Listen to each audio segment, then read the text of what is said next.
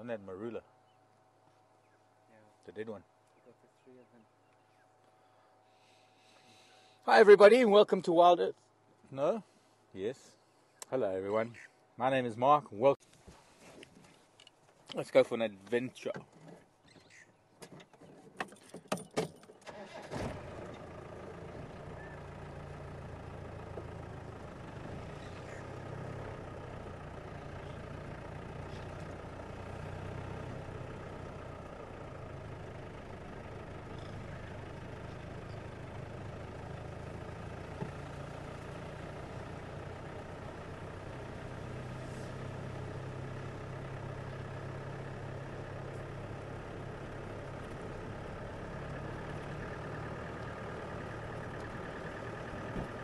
I haven't seen the baboons since I've been back. I don't know if they've been around.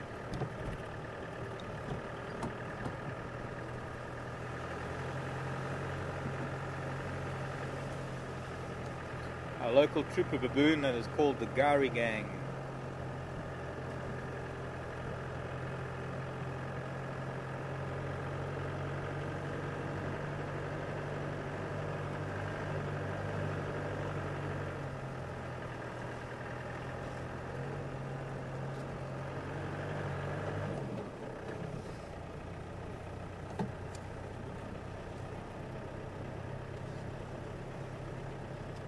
Very interesting news that came in from guides in Coral via some of our viewers was that, oh, there's the ground hornbill.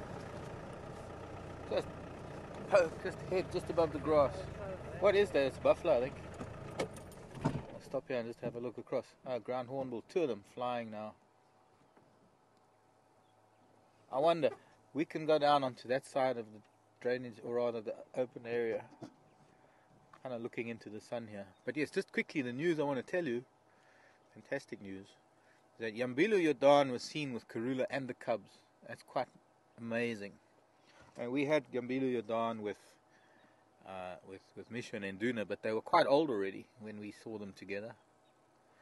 And let me just look, that is a buffalo, it must be. Well, buffalo bull up on Rebecca's Road on the other side of the drainage line.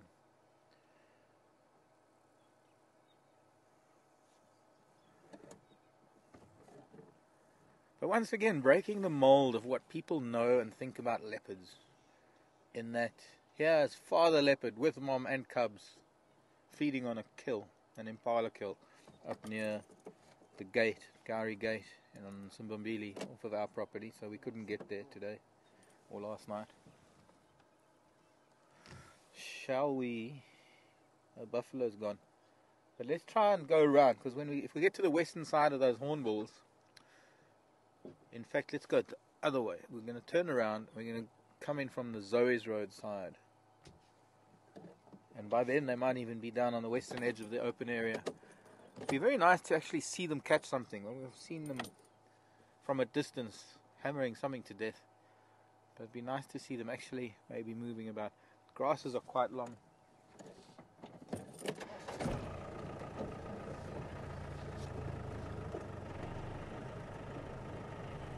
I'm not too sure how well we will see them from down there, but it's going to be a lot better than trying to look at them into the sun from up here. So the baboon will wait. And also, I think, let me just have a look at this again now that the trucks aren't even here anymore.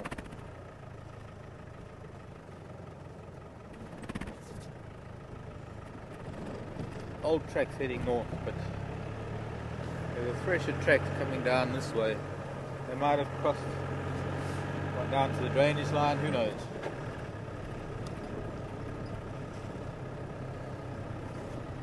We've been very lucky with ground hornbills of late. Go for months and months and months, we don't see them. We might hear them in the early mornings. They have a wonderful deep booming noise, sound.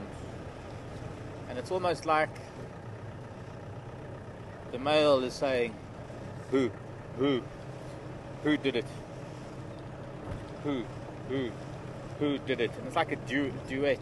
And then the female goes, you did it.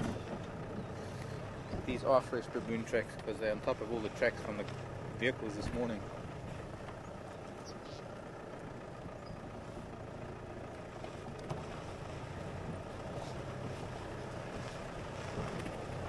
Of course, they have other noises, communicative calls that they just sort of do these deep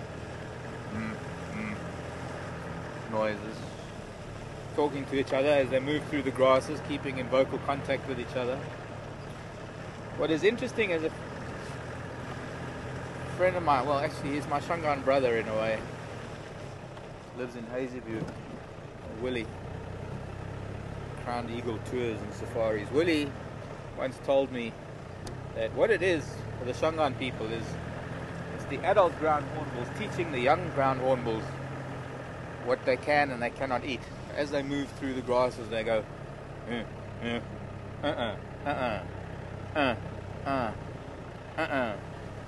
you know what I mean.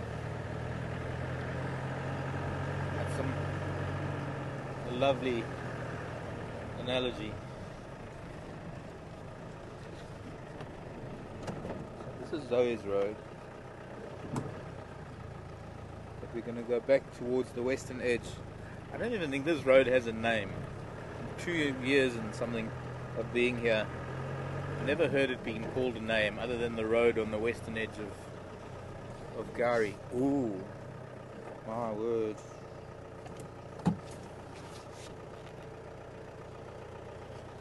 Now this is a specimen and a half.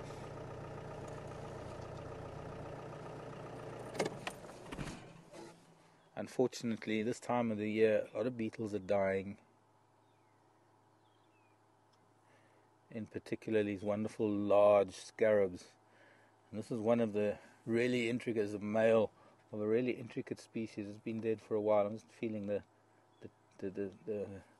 stiffness of its limbs. And while it looks alive, it's, well, of course, the exoskeleton. They don't have an internal skeleton, they have an outside skeleton.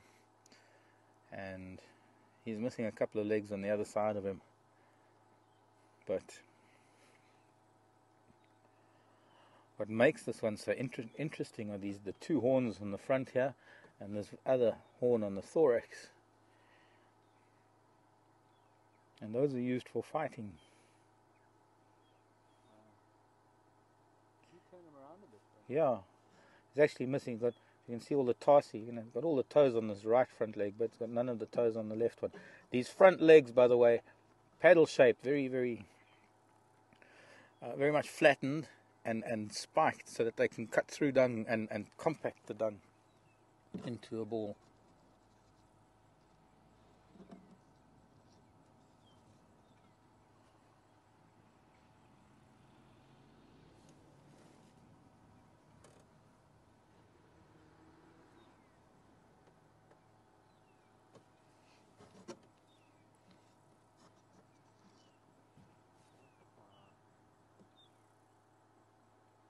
Remarkable.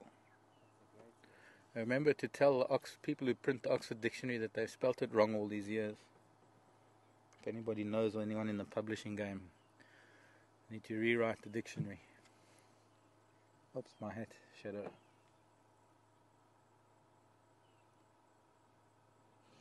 it's going to be our mascot for the drive. In spirit.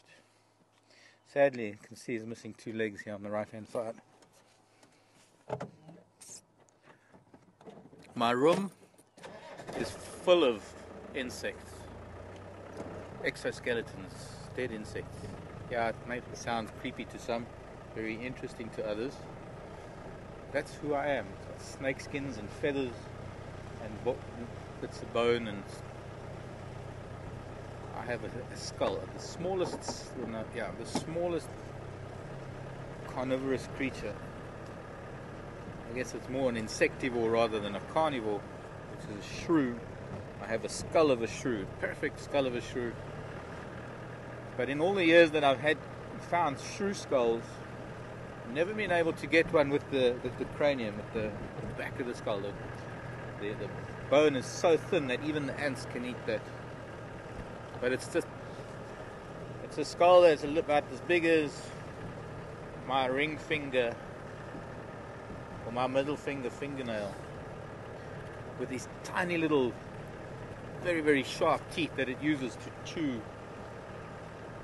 small snakes, insects, little lizards, anything I can get its teeth into.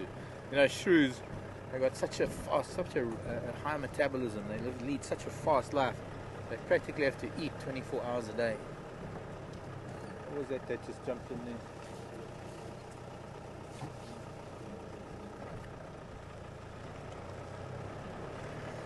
Okay, we mustn't forget our reason for coming onto this road, which is to go and find some ground hornbills. When I got back from leave, I noticed Tara actually had some wonderful sightings, and there was that one day, well, you're on camera with her when you had the impala and the ground hornbills together. It was amazing. It gives a great idea of scale. Otherwise, when you're looking at it in a two-dimensional picture on TV,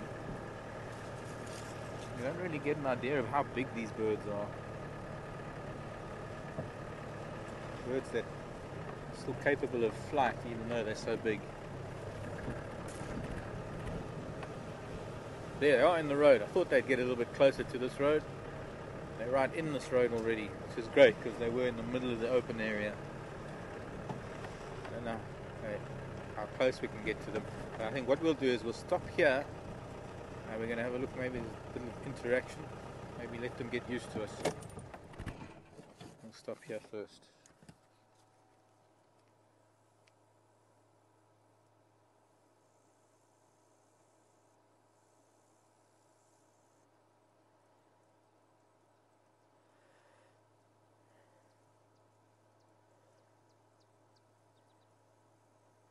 Walking around with their mouths open. Daniel's saying they're walking around with their mouths open. That is, as with most birds, on a hot day, they will breathe rapidly. There's air moving over their gular pouch and their throat, and that helps cool them down.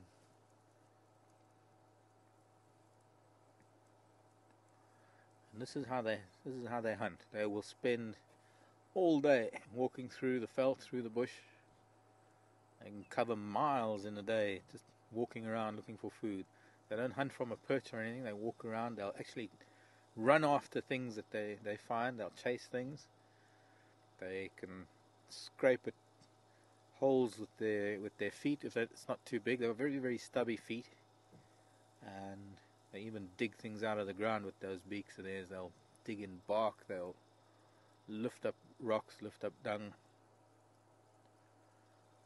They can pierce the shell of a tortoise and eat the insides. They can kill snakes. They eat lizards. Sadly, because I love chameleons, they're one of the main predators, avian predators rather, of chameleons, because there are other reptile predators of chameleons. Let's move closer though. They're getting out of sight. I don't know if we're going to be lucky enough to have the advantage of gravity to get us closer. Bit of a slope. Looks like it's going to work. Don't want to start up the engine.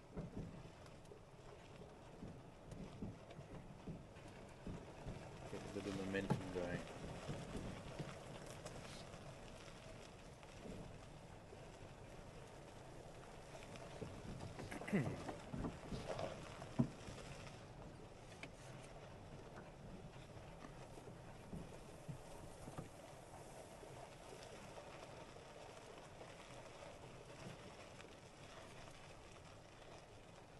Walking away from us, so we're kind of in their blind spot as long as they don't turn around.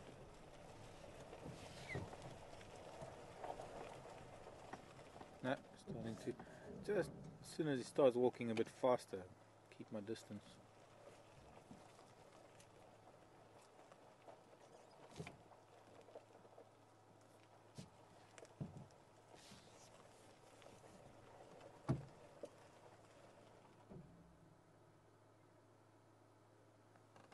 Can we just digress from hornbills quickly? Got something interesting here on my right hand side. Yeah. guinea fowl brown butterfly, but what's interesting is there's a netwing beetle in the same place as the butterfly. And I can't see from here. If I go close, I'll chase the butterfly, but I'm wondering if the butterfly isn't benefiting from the beetle in some way. I can see the tongue of the butterfly moving quite a bit.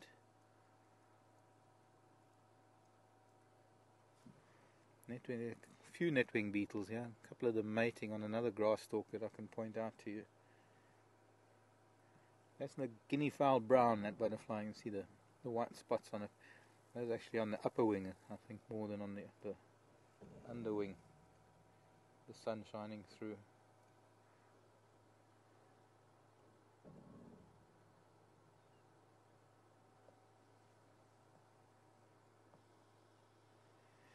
And then here,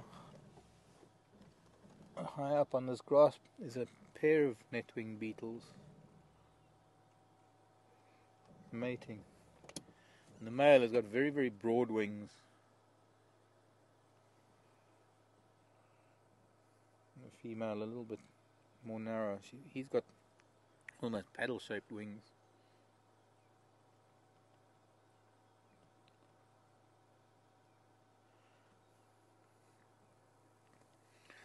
I have to get out and have a closer look, if I can, at this butterfly. I'm going to see if I can get a photograph. If you want to, I don't know, maybe see what it's doing with this beetle. Oh, there are two of them there.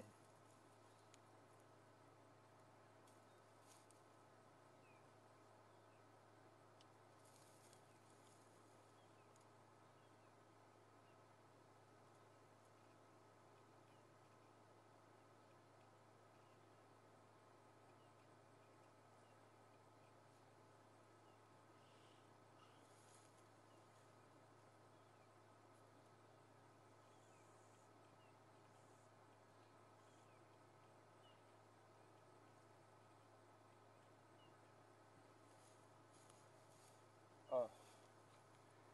Well, I knew that would happen.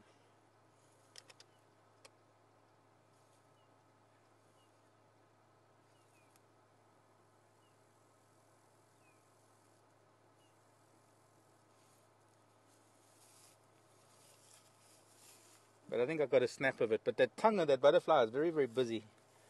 But here, if I can put this against the wheel, just to give it a black background, without moving it too much to disturb the honeymoon couple. There.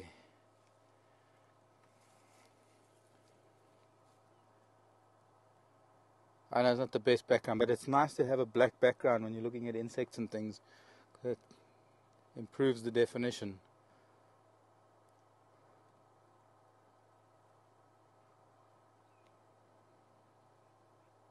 And that these two want some privacy. Pardon? And they're not getting any privacy on it. No, they've got 1,000 eyes on them. They're doing it like they do on Discovery Channel. What was that song? Anyways, yes. Get it out of the mind. But it's very interesting when you're looking at mating insects and how the reproductive organs work. When an animal, with insects, a lot of insects that have to mate with a male on top of the female like that, the reproductive organs of the male actually have to be turned 180 degrees for him to be able to do that. There are some insects that mate back to back. That evolution hasn't made any change in the shape and the configuration of reproductive organs. But I'm going to you can see how broad those wings are of the male. I don't know, try and turn it upside down. You can just see how much thinner the female is. So there's what we call quite distinct sexual dimorphism here. Quite distinct differences between the two sexes in a beetle, which is quite common amongst beetles. As I mentioned with the dung beetle and some of the rhinoceros beetles, it's only the males that have those big horns.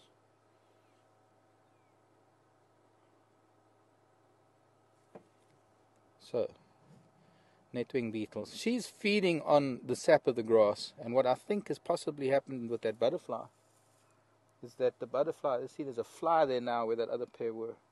Maybe the butterfly has capitalizing on some of the moisture from the inside of the grass, or benefiting.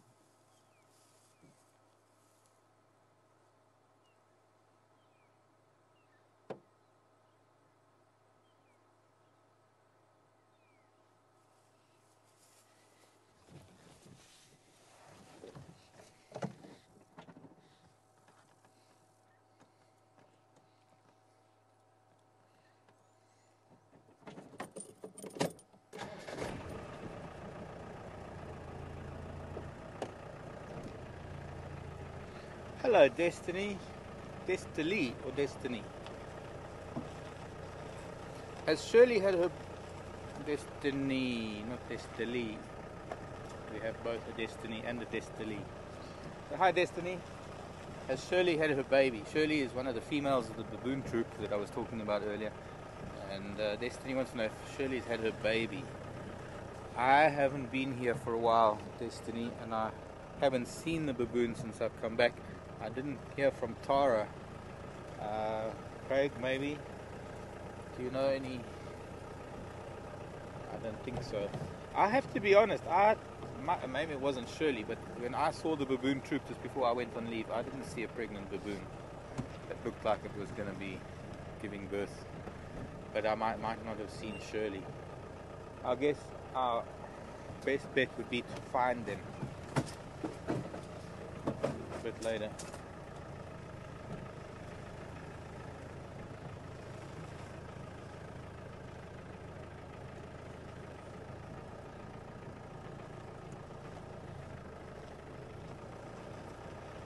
JJ wanting to know, or say, there's the hornbills. There are the hornbills. JJ's asking, do I think it might have been a false pregnancy? Franklin just being chased up by the hornbills.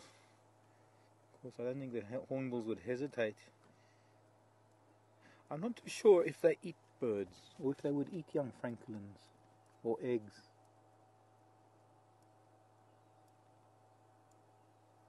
Not too sure about that at all. I don't know. I have to be honest, JJ. I didn't see the baboons much in the last few months. They would leave for a long time. Actually, they weren't even here at Djuma, at Vuyatela. It was a long time that they were down south. And often in the morning they'd head down south and they'd come back in the evenings. And I haven't spent as much time with Graham as Tara has. I've sort of left that to Tara as sort of Tara's kind of one of her niches in Safari TV. Hornbill just caught something, threw it down its gullet, and I'm like Tara to be able to have that as one of her pet projects, to do the baboons and keep track of it. She's got a very nice relationship with Graham. They friendship. They talk a lot and they spend time together to be able to talk about the baboons. And Tara knows the baboons quite intimately now. I still don't even know which one is which, even though the troop has now been reduced to so few individuals. Shall we move on? Our hornbills are kind of out of sight. I was just looking at the yellow pansy butterfly that was on the road, but it's back again.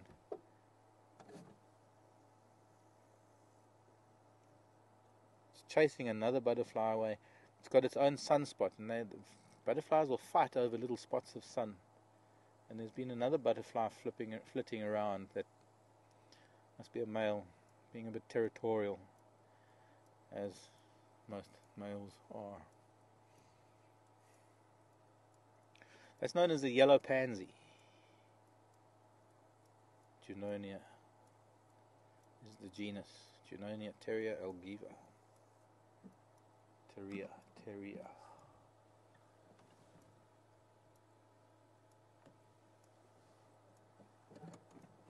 Okay, as long as it doesn't attack us when we go by, because we're going to be driving through its spot of sun.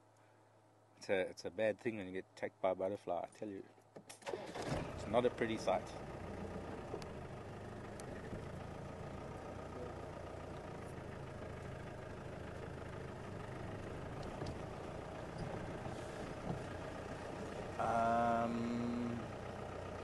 I want to have a look at something I haven't seen for a while. There's a mud wallow down the bottom here. There's a pan, which must be full still. It was full of African bullfrogs. I'm going to lose this if I'm going to go bouncing around off-road. Well, there's a little track that goes down here, and this little track was made because there were a number of occasions when Misha and Duna were youngsters that Karula had kills here. In that tree, and that tree, and a little Jackalberry further on. Had some wonderful moments with Karula and the boys in this very little spot, when this little mud wallow that we're going to look at when this was dry. There might be some interesting things around it. It's become more of a seasonal pan now. I see it's full of Ludwigia as well, the plant that we have at the dam.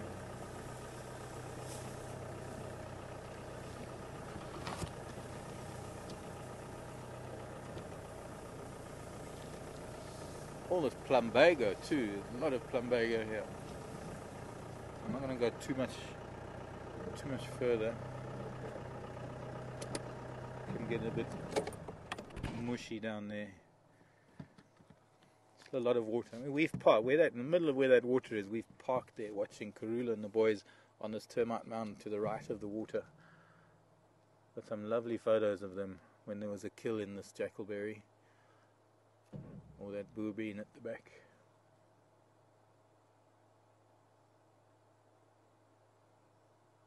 I'm not seeing any movement. I only wonder where the bullfrogs go. A couple of ripples.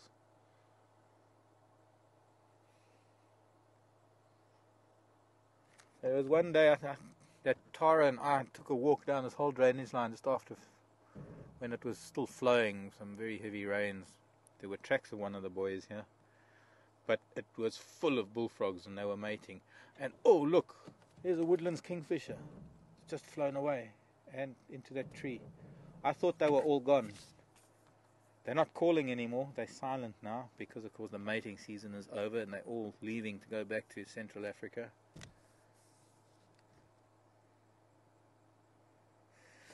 I haven't heard any, but this is probably one of the last ones of the last few still hanging around. Leaving it a little bit late.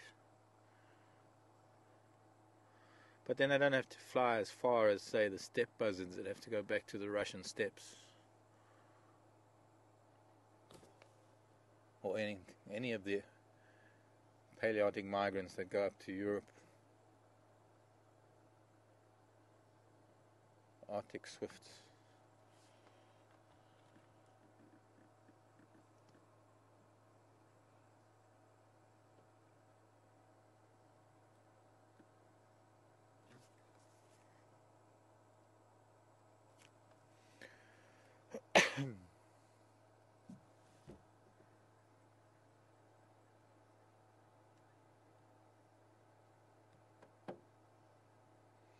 I think what I'm going to do, just quickly, I'm going to just take a quick walk to the edge of the water, if you don't mind. I'll be back shortly. I'm going to see if I can find anything there.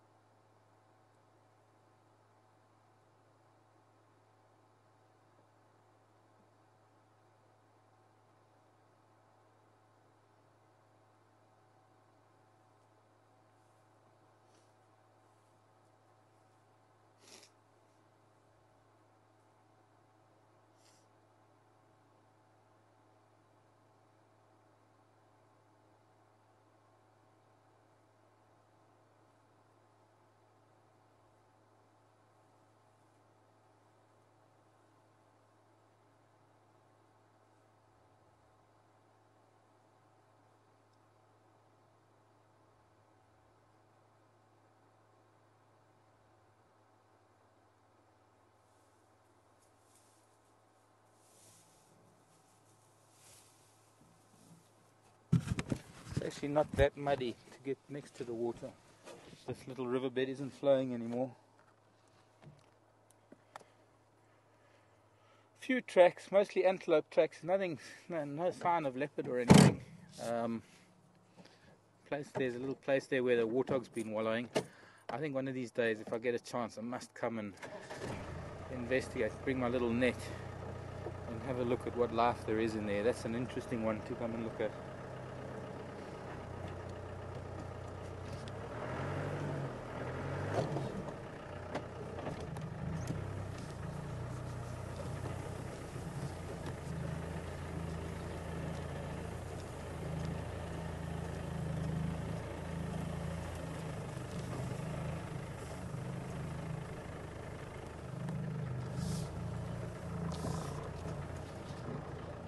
It is stunning. This whole drainage line's quite nice.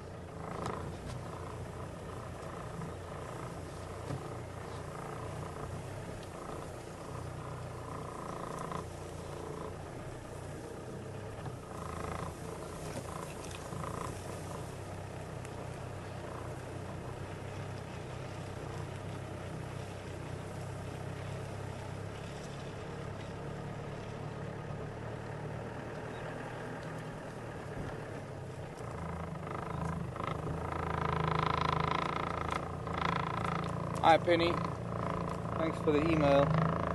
Penny just sending an email about the diet of hornbills. I have to disagree with you though, on one count.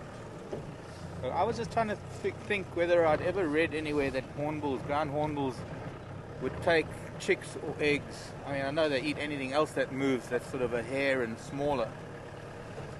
Any small mammals, reptiles, insects, but not any plant matter. I forget the term now, but there's a term for something that has such a catholic diet like a ground hornbill. It is strictly a carnivore.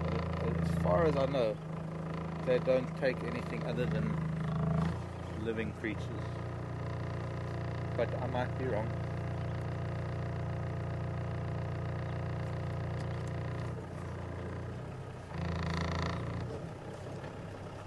Willing to admit I'm wrong.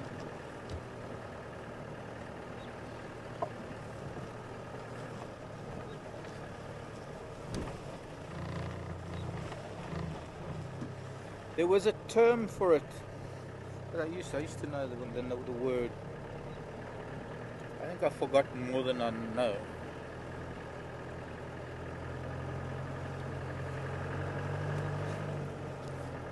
Consequence of two things.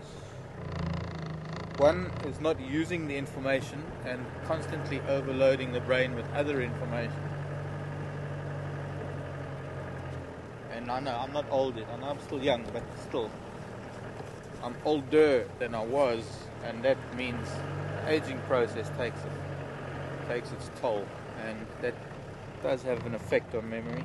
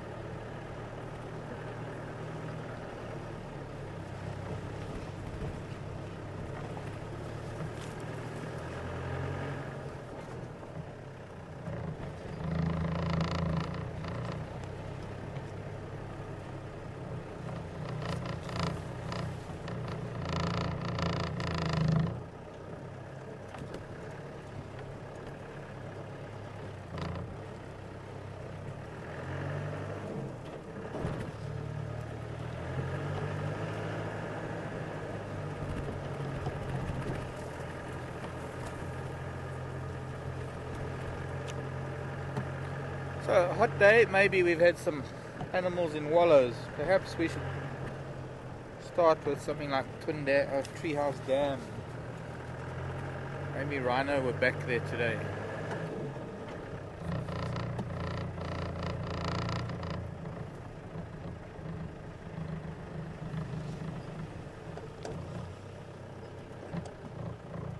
where the baboon went. Their tracks were on quarantine, but they probably cut through quarantine and went back toward Yuri's house.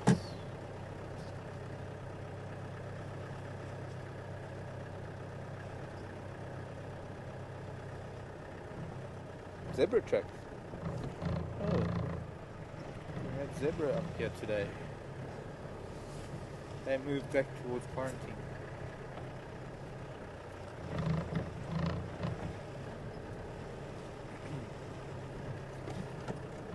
Oh. Now we get to see this.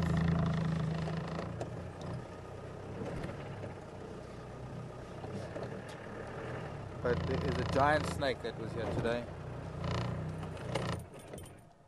And I know that it was a giant snake because I'm looking at the depth that a zebra's hoof is going, and I'm looking at the depth of the sand that has been moved from a snake moving across the soil. Can you see that snake track? Yeah. Now it moved from left to right. We can see where the sand has been pushed up as the snake's coils moved it along, muscles moved along. And I'm guessing this was something that could have been... At the beginning of the track, it's straighter than I think it might have been a python. It's relatively fresh. And what happened was, and once again, I forget the terminology. Craig might be able to help. The snakes that move in a straight line, like the python and the puff adder. But when they've got to move fast, they'll move in the S shape, like most snakes. And this snake came onto the road from the left in a straight line. And the reason why the coil is so tight there is because there's a little bit of a slope. Actually, it could have been a puff adder because it's a very tight curl. Where it needed to use its muscles to get up the slope on the edge of the road. Quite interesting. I'm sure a lot of the reptiles at the moment, are glad to have some warm weather back. Been quite a while with cold, damp and grey conditions. But there's the other added thing that with the cold weather coming in, a lot of these snakes are trying to get their last meal before winter.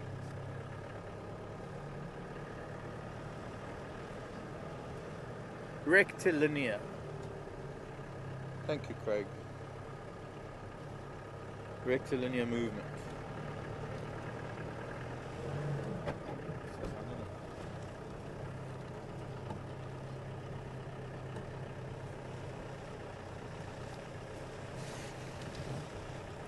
Hello, Roy. That pond doesn't have a name, but maybe we should call it Bullfrog Pan. It's never been called anything, and it is on the western edge of the open area that we call Quarantine.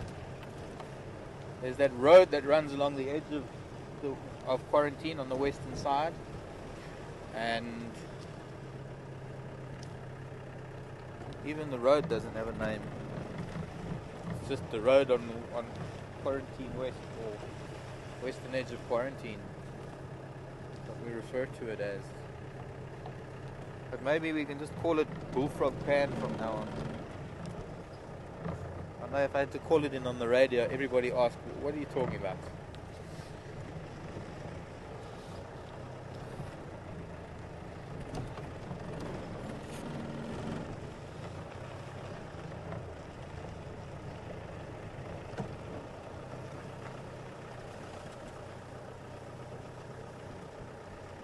Ah, that's right.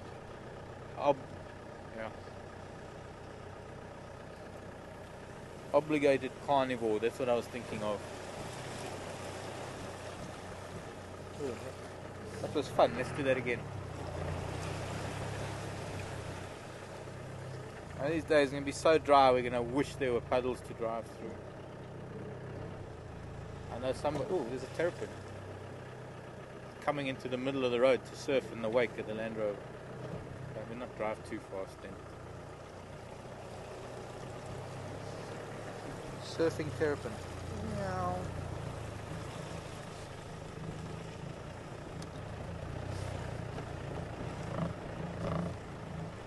Obligate carnivore.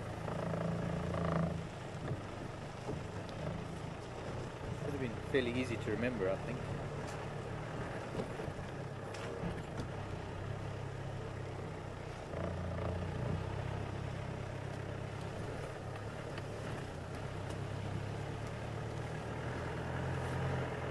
Philemon's cut line.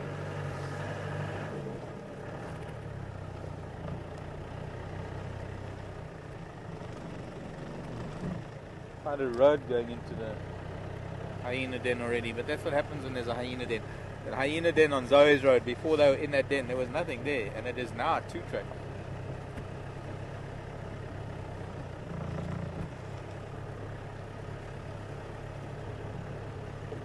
We should actually carry on. That road that goes into the old hyena den on Zoe's Road, we should continue it now. We should bring it and run it along the edge of this drainage line from Zoe's Road coming to Rebecca's Road, because there's this huge area where we've seen elephants so many times and it's so difficult to get in there.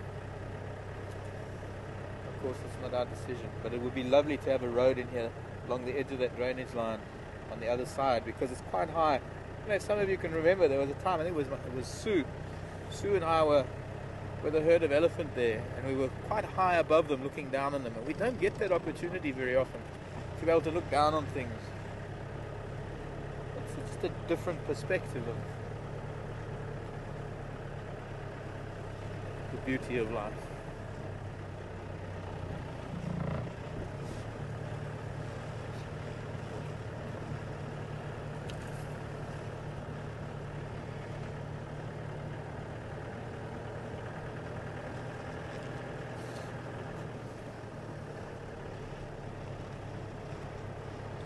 Giraffe tracks going both ways.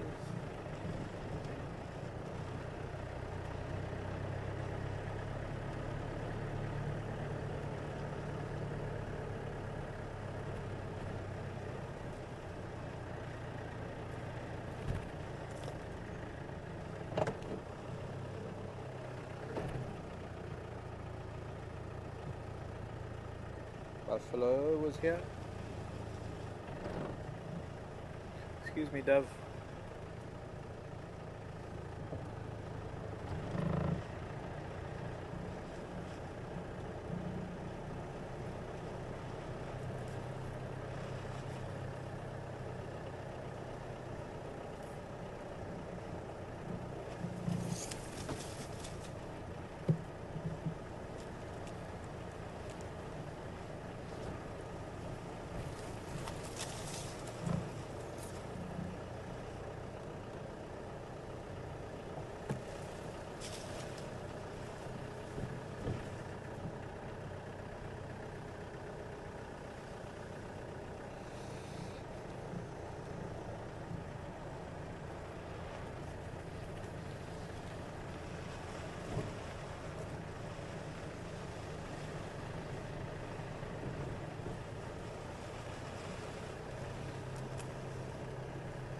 My sister's namesake, Cheryl Ann.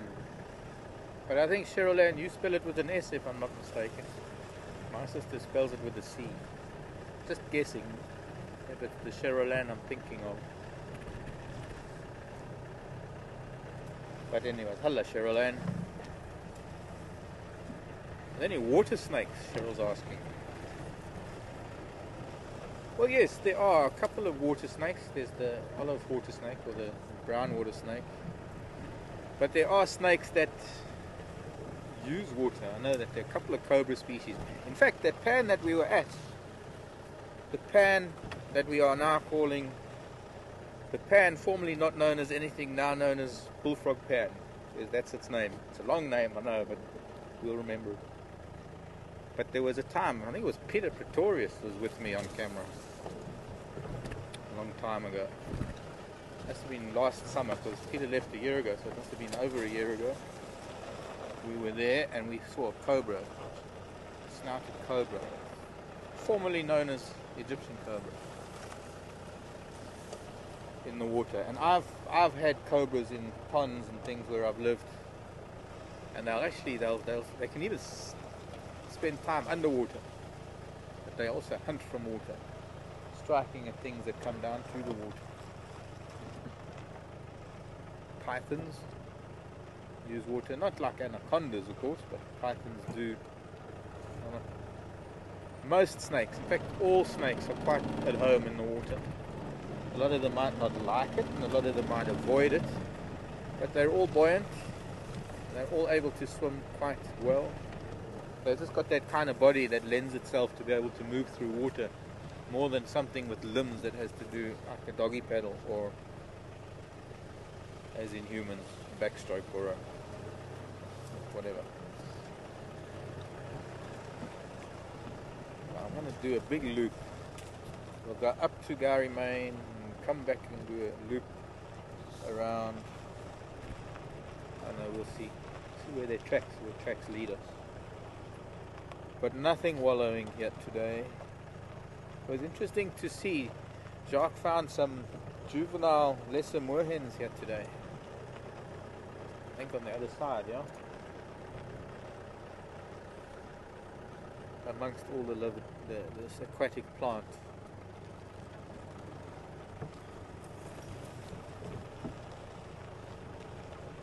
Recently identified by Sharon in Austria as Ludwigia, a name I'd been trying to come up with for the whole of summer.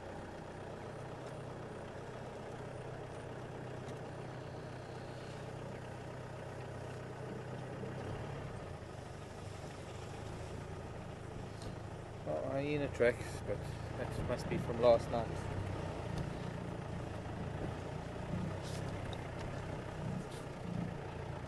I must put our mascot back.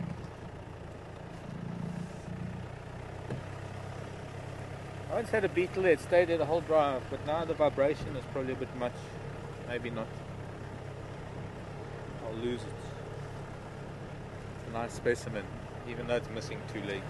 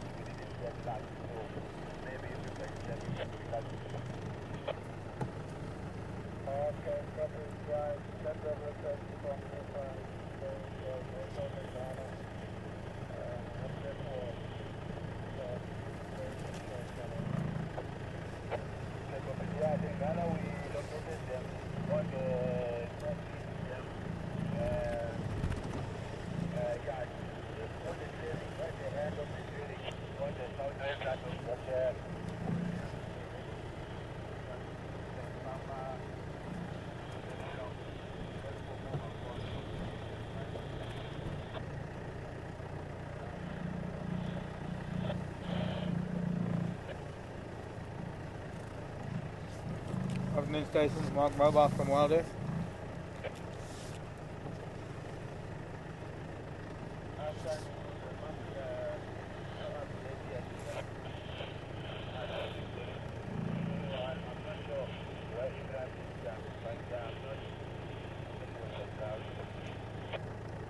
Thanks, Henry. Yeah, I'm just done Treehouse Dam, heading up to Sprum Road. Also, nothing this end.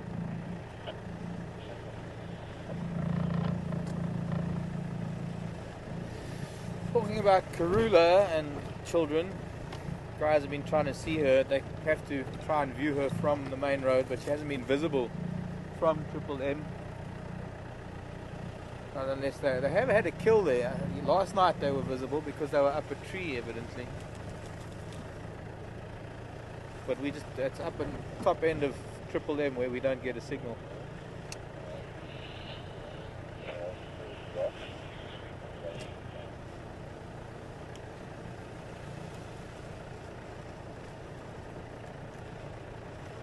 And well, hopefully she'll come back our way soon.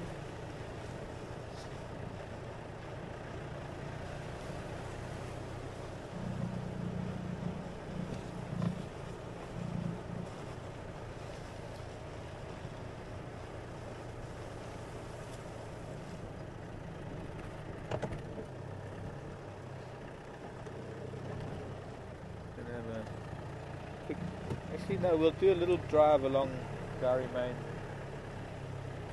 to Zoe's Road. Come back. We'll do a nice big figure 8 loop.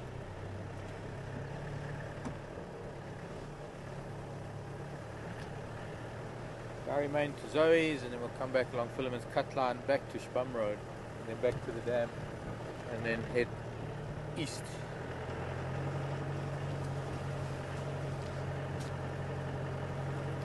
Time for Tembo. We had some elephant tracks around, but they've been avoiding us, eluding us, sneaking through Western Gowrie without our finding them. Maybe it's time to talk to an elephant. Well, it is for me. Definitely. I'll do a brief run into the sun. It's great running into the sun sometimes because it's the best way to see tracks, actually. Especially going into the late afternoon. Being able to look into the shadow of a track makes it very easy to see.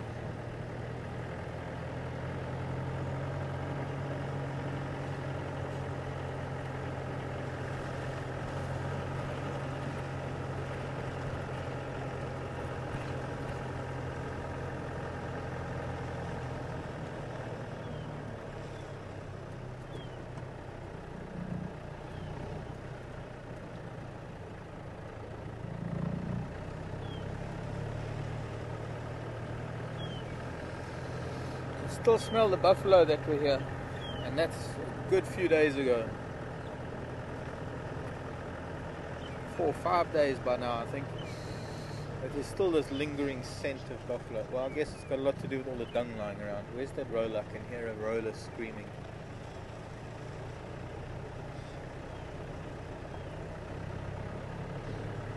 So, if someone can make a note of the date, we are on the 25th of April, Dad's birthday. 25th of April, and there's still a woodlands kingfisher. I would never have thought, but that's just it. Nature will surprise you every day of your life.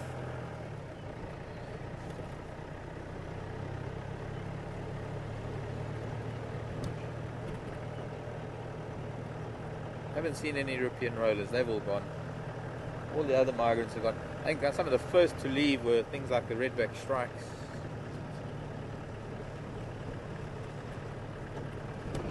Those prominent birds that we see during the summer.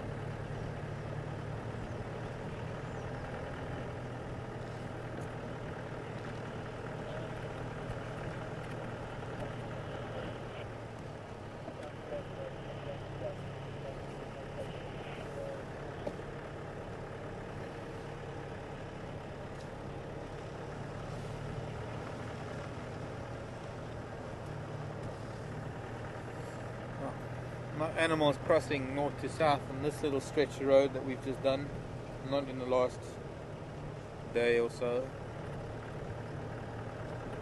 Nothing that gets my heart racing. Well, nothing, period. Maybe a mongoose or two.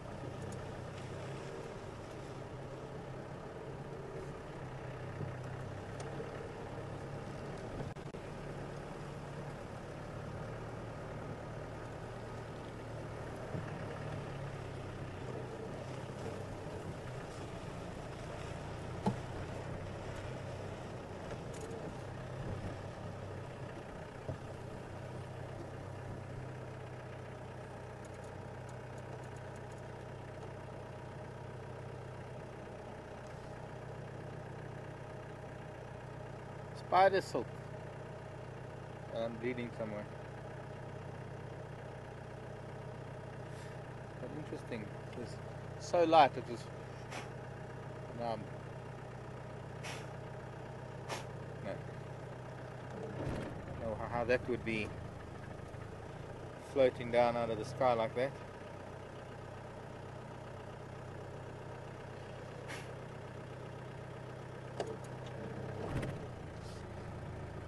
Lighter than air. That's how spiders fly. Ballooning.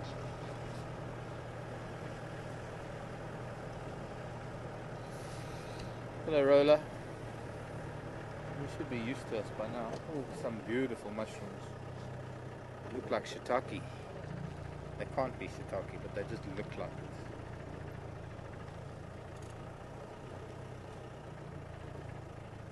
Starting to dry up, so they're curling around the edges.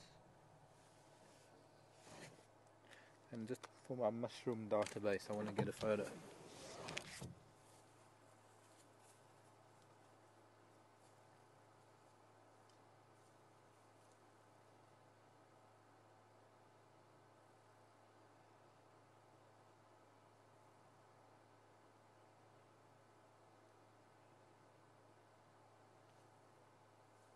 I'm going to put shadow on it briefly.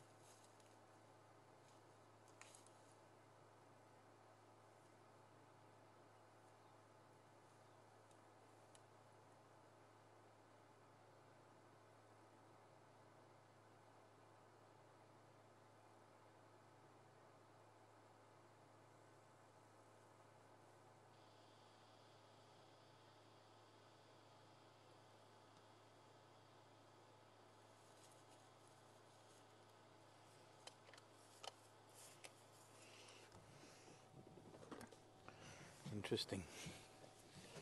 Quite big. And what they're doing, those mushrooms, is they're decomposing that piece of what is it, like a knobthorn maybe.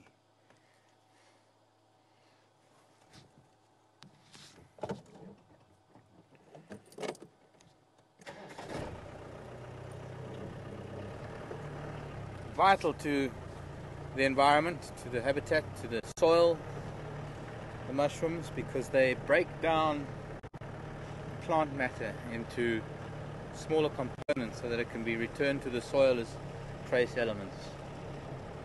I mean, that wouldn't happen without the likes of fungi and bacteria. Termites help, but they still employ bacteria, and you'll find that all the herbivores have bacteria in their gut that also help break down the cellulose. A very hard, or rather rigid cell wall of the plant cell that holds all the nutrients, and it's vital to break down the cellulose to get to those nutrients.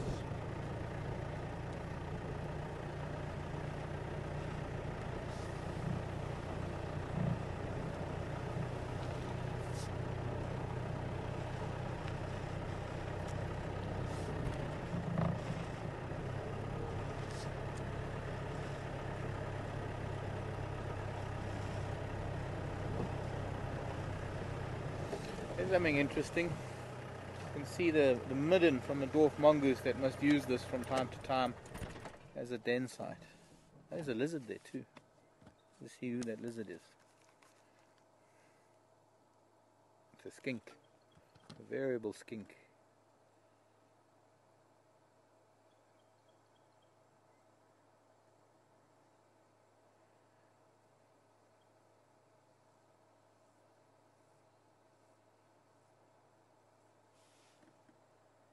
Mongoose, did you say was? That's dwarf mongoose. And that would be from late afternoon grooming and toileting before they go inside to sleep. And if we went around on the eastern side, we'd probably find that there's an equal amount on the eastern side where they would do the same thing in the morning. Kind of an ownership thing, to let other dwarf mongoose know that this is occupied from time to time by a colony already. Bye-bye, skink. Did you get the skink? Yeah. Can help somewhat with direction finding. You've got cloudy days, you can't tell which way is up and down, north or south.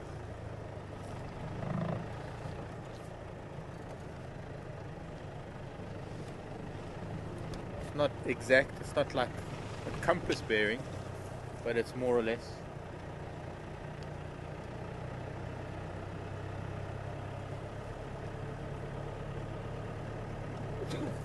This.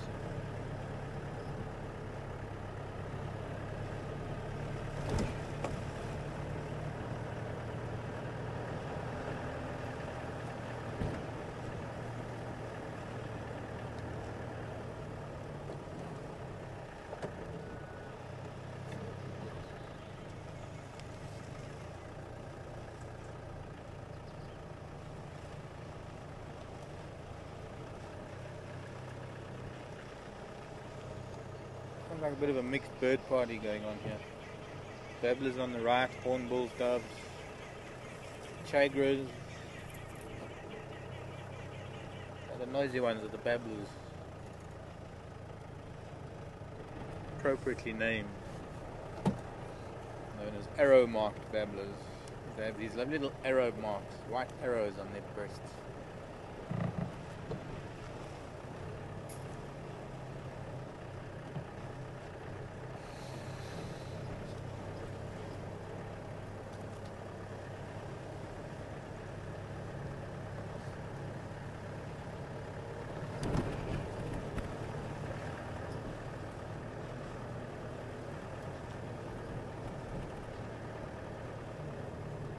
That's quite recent. Marula pushed over by an elephant. Actually see where he scarred the trunk. It's showing that red inner bark a little bit in this Marula, which is an important thing to remember. There's some insects that, well, let's put it this way. The hairy caterpillar, we all know hairy caterpillars. You get some hairy caterpillars that have tufts of very, very fine, very stiff hairs, very small. And they're so fine that they get right into your paws and your hair. Well, they irritate the skin. They cause a bit of a rash, and making a bit of a poultice from the inner bark of the Marula can help alleviate that irritation caused by hairy caterpillars, maybe other insect bites.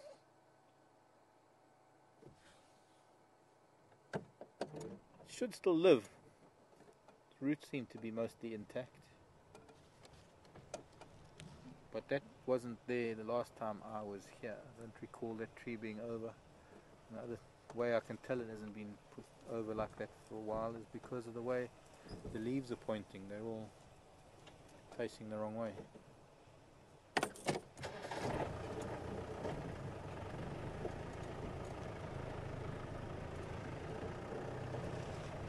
Maybe it wasn't that recent, maybe I just didn't notice it before.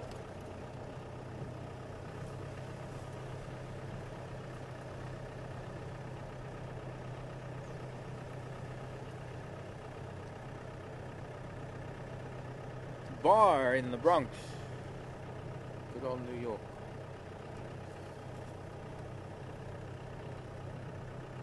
Bar wants me to repeat myself about Karula and the Cubs. Well, what I was saying is that Yambilu Yadan, the big male leopard, who's the father of the cubs and the father of Mishu and Induna, was seen with Karula and the cubs on a kill.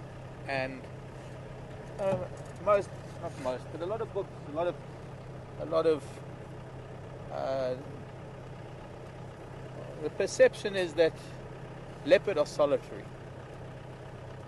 But that isn't always the case. And we have had in the past numerous occasions with Yambilu Yadan and Karula and the boys. There was one time on Twin Dams Road when there was a kill. It was Karula, the boys, Saseka and Yambilu Yadan. And 5 leopard in one little spot. I've heard Ryan from Arathusa say he's had 6 leopard at one time.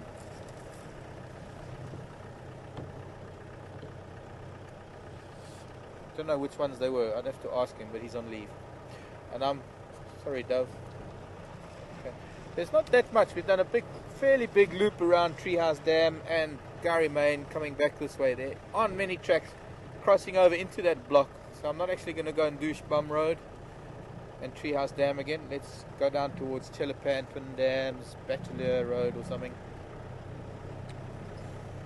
east. We're going to go up to Cheetah Cut Line. Let's see if anything's come in from the east. Since most of the elephant and Kruger, concentrate a little bit on the north and the east. They might be coming back from there soon. I hope. Anyways, about leopards. Well, leopards are not as solitary as everybody has always thought. They still associate with family members. Their territories are still relatively... I don't know if that's the hard and fast rule, but with territories that are probably still bordering on each other, they would cross home ranges, or overlap home ranges rather.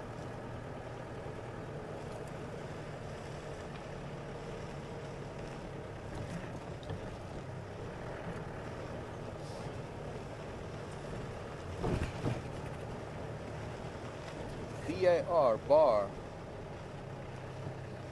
be a Formula One team, the BAR.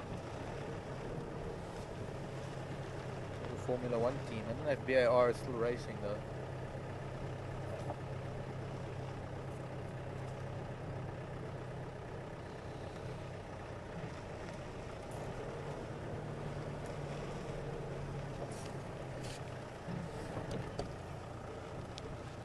Don't get to watch Formula One anymore.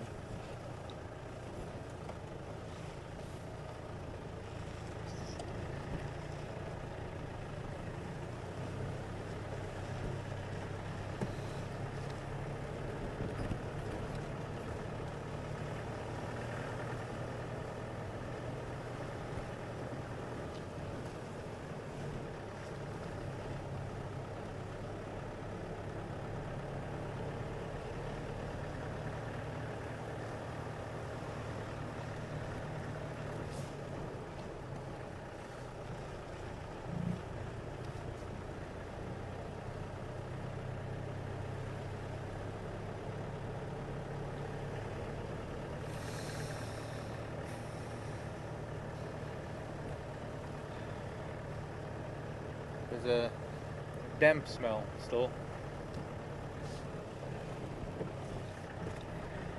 Not quite like cut grass, but wet grass.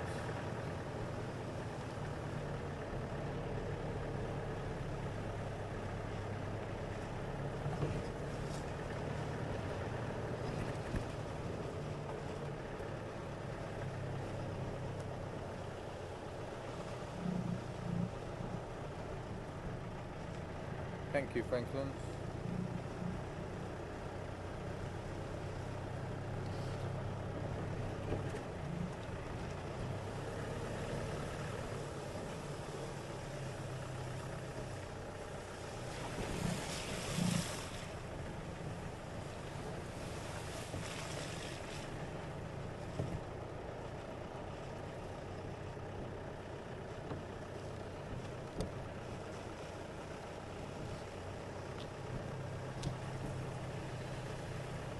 To bring my water from the freezer, I forgot. Not good. Forget that.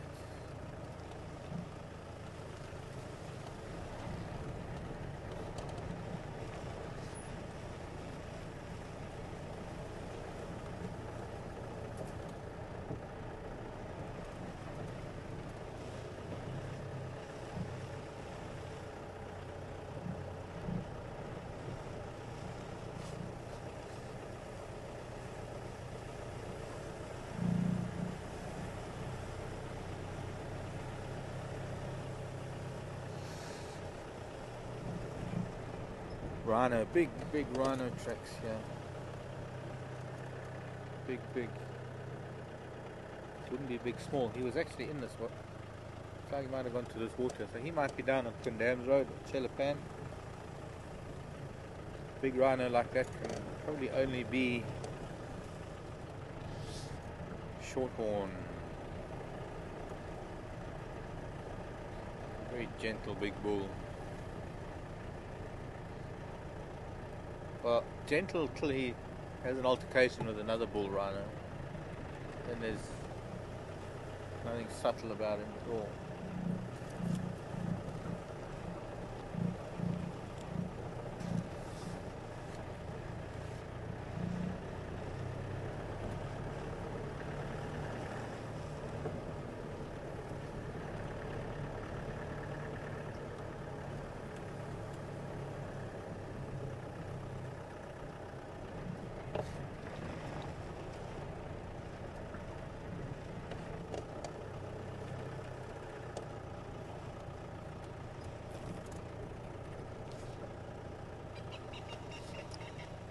Relax, Franklins. Screaming blue murder.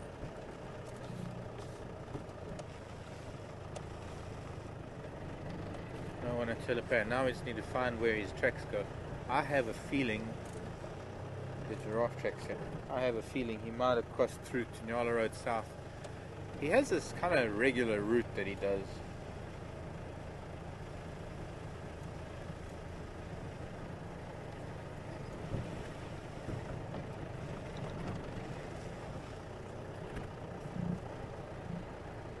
But just when you think something gets predictable, it changes pattern and it does something else, because nature, by its very nature, is unpredictable. Has to be. And some things happen on a regular basis. I mean, flowers will flower at a regular time during the day. When it comes to animal behavior, it can't be predictable.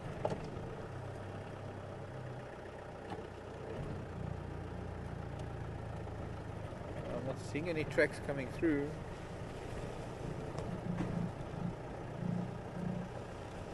So maybe we ought to go down to Twin Dams, check at the junction of Elephant Skull where that rhino midden is. You can always come back here.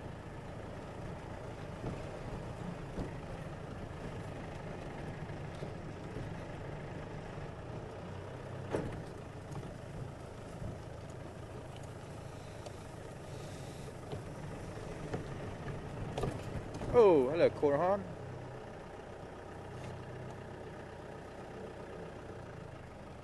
The female. Red crested, I think. Beautiful. No, that can't be. That could be a black belly, surely. Look at those spots on her back. Stop. Stop. Stop. Would be behind a tree. We got a clear view. Oh, she's moving. She's big.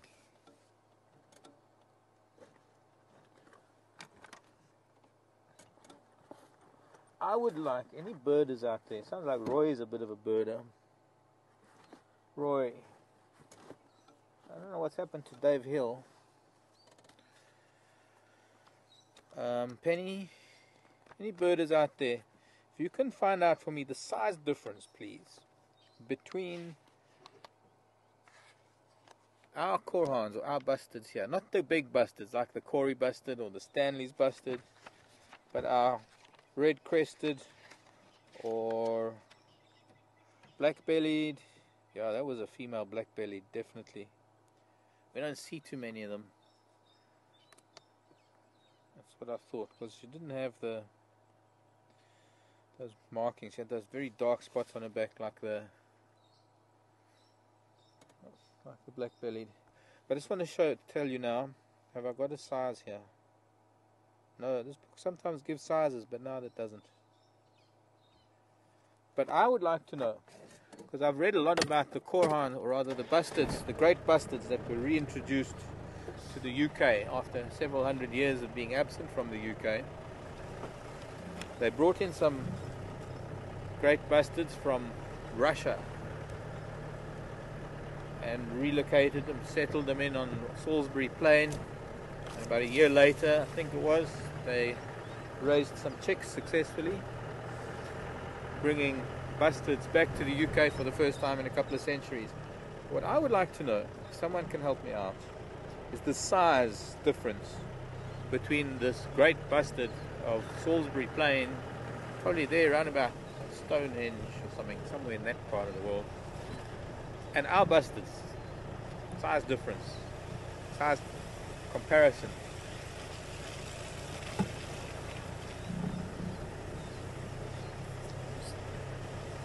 Thought I'd be able to give you the size of our bustards, but I don't have my more detailed book with me that gives sizes. This book gives sizes of some of the birds, but not warthog dashed off.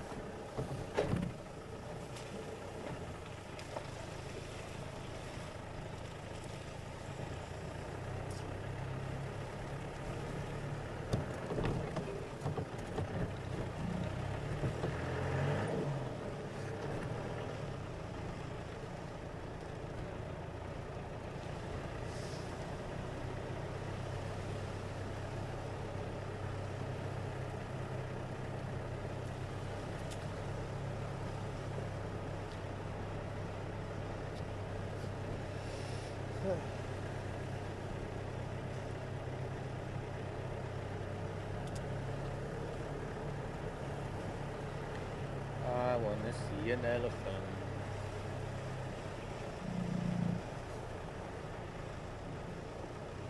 No fresh dung here at the midden. The rhino didn't come this way. He might actually still be in that block west of Chelapan.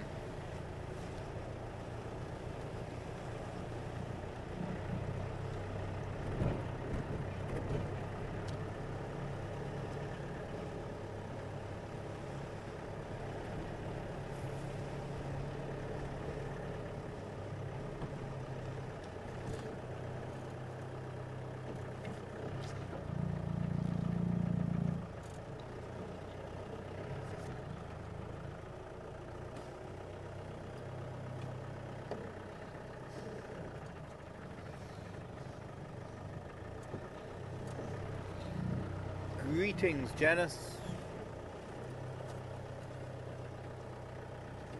And thank you for sending in a question about the Majingalans, our coalition of 4 big male lion. And she's referring to the other night when Tara was with them and they walked right past the car. Janice saying she thought they were dangerous. That's what's smelling.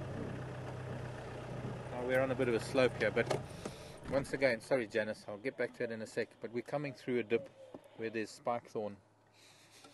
And, oh, I wish I could. If you know the smell of tuberoses, that's the smell. It's beautiful, an incredible scent. And it's the spike thorn that's flowering.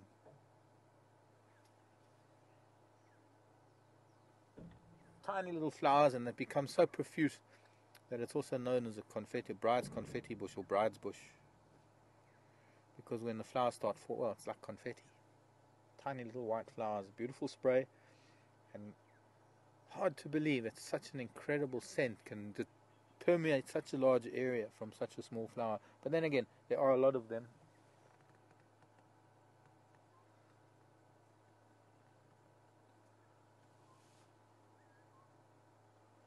I can hear a gorgeous bush shrike again, or 2 of them.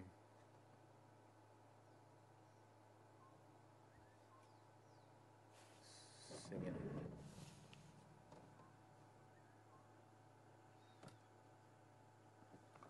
I thought it was the gardenia, but the gardenia, there's only 1 or 2 flowers coming out on the gardenias now. They're very late for that plant, but this is the time of the year that these spike thorns are going to flower. Only just beginning.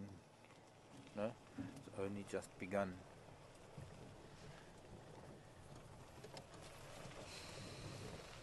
It's nice.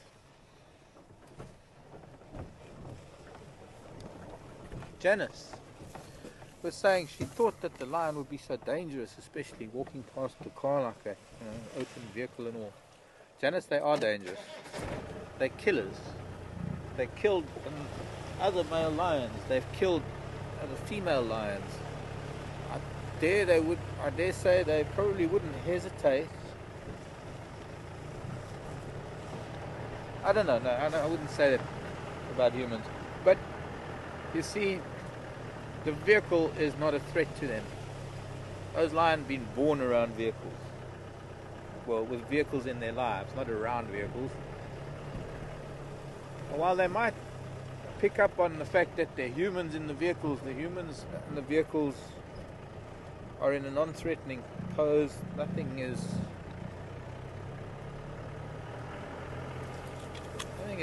cut and dried, but 99% of the time you're quite safe in the vehicle, as long as you don't stand up, as long as you don't make a noise, fast movements.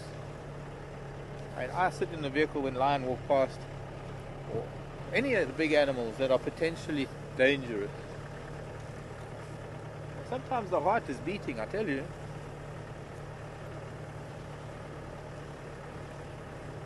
And you can see them, they look at you, they make eye contact, and they know, well, you know that they know that you were there. But now, if you were to, it's not a case of just getting out of the vehicle. I mean, I've proved this to guests before, when we've been with lion on a kill or lion sleeping. We drive in and we're watching them, and these cats are either so engrossed in their kill, or they're so fast asleep that they completely ignore the vehicle. The sound of the grass and twigs crunching, sometimes they don't even look up from sleep, because, well, they know it's a vehicle, and they know that the vehicle is, first of all, it's not a threat to them. The vehicle doesn't chase them, the vehicle doesn't interact with them, it's not competition. But also through the conditioning or the learning process that they go through, from the time that they're born, they know that the vehicle is not food. So if it's not food and it's not danger, maybe it can be a bit of a nuisance from time to time. A noisy thing like a vehicle, noisy, smelly. But don't ever for 1 minute think that it'll be the same with the human on foot, because that is a completely different story. And sometimes what I've done when I've driven, when I've got guests on the vehicle and we drive into some lion, we're watching lion, I put my foot out and just touch the grass with my foot, just on the ground, just let my foot, and I tell you, those lions jump up so fast, it's unbelievable how they react to that. And in all the times that I've done walking safaris, 99% of the time, you can't creep up on sleeping lion. They can hear you, and they're up like a shot, and they look at you. When they see you approaching, when they see you, ooh, crocodile was here. Yeah, crocodile tracks. Gone back to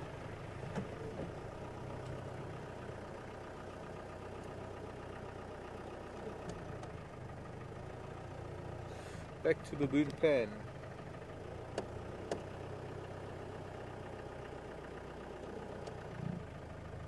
There's his back foot. Let me just show. I was going to show. I don't know if I'll be able to show you, but here's. Can you see that? Coming sign down? Oh, you're coming.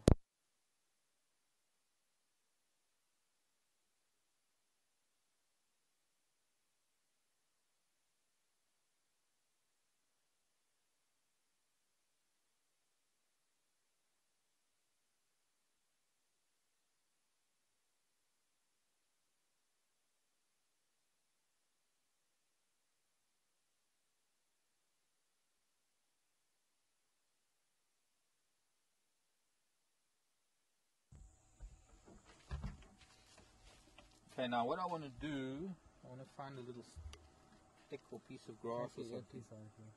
Huh? Well, just in case Craig wants to ask Becca in a minute. Very interesting, because not very easy to see his feet, but here, I don't know if you can see the little wrinkles in the sand here, the edge of my little blade of grass. They're tiny little dots where the scales are from underneath his feet. There's one of his toes. And this footprint is about that long. About, what's that, 4 inches. Here's another footprint here. I'll do the outline a little bit there.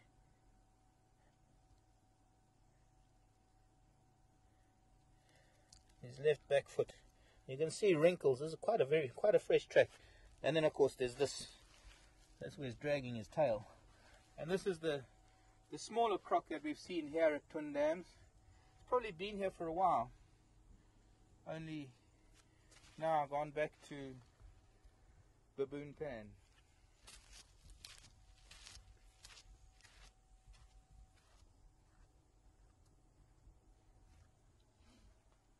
Yeah.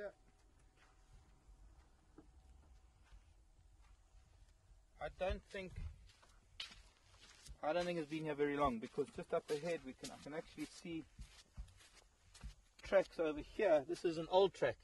Now if you have a look carefully, look how distinct this is. You can see fine lines from the scales from his tail. There's very, very fine lines. It's very distinct from a very fresh track. And look at this track. This is when he was coming to Twin Dams. You can see how much sand is blown into it. You just barely make out the ridge where the tail has pushed the sand aside. So there's quite a nice comparison between the track from a couple of days ago and this track from not very long ago at all. Sometime today. On to Baboon Pan.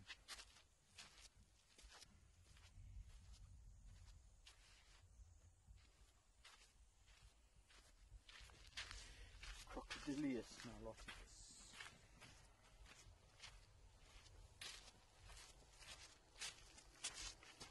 Oh, for days of wireless. One day. Everything will be wireless. But at least we don't have to drive around with a wire connected to FC. That's beautiful. Back again.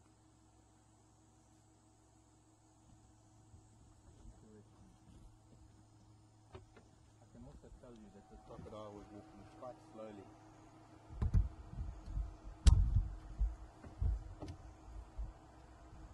Based on the definition, you've got sound up.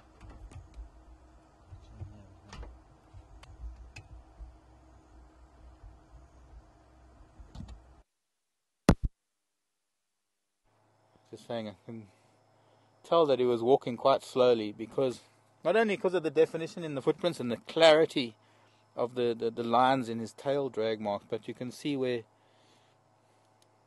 just the markings. If he was running, it would be quite messy. Crocodiles can run, they can gallop. They have the unique ability, sorry Craig, they have a unique ability to swivel their legs. No other lizard can do that, and that's why crocodiles are a class of their own entirely. Lizards have permanently got their legs out of the side, so they've got to do this really weird walk, but a crocodile can swivel their legs 90 degrees to their body, lift their body off of the ground and walk like a four-legged animal.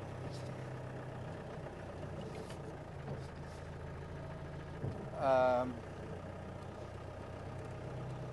I said might as well go up this way.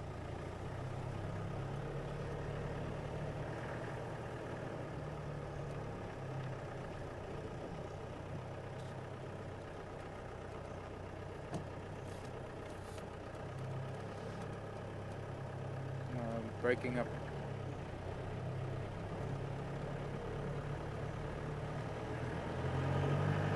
Sounds like some info from Joey Shaw coming through. Joey, let me just get to a better signal area where I can hear the radio better. At the moment it's not very distinct. Looks like there was something in that Tambuti.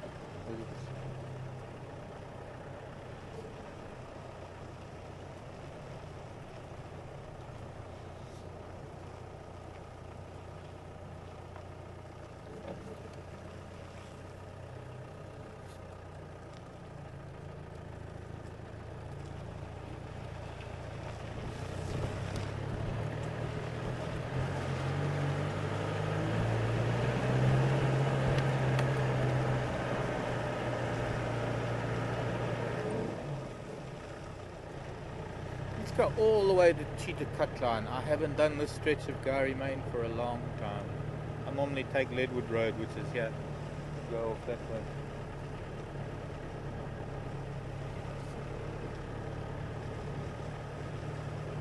Break routine. Okay, what was Joey saying?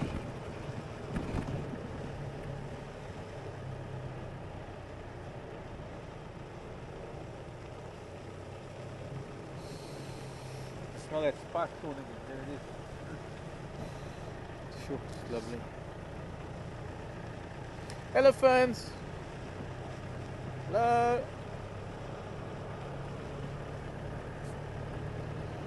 I need to work on my infrasound.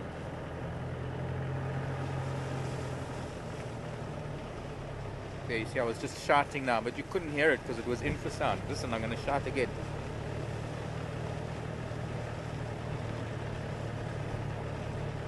Okay, see, you didn't hear it because it's infrasound. So hopefully the elephants will hear it.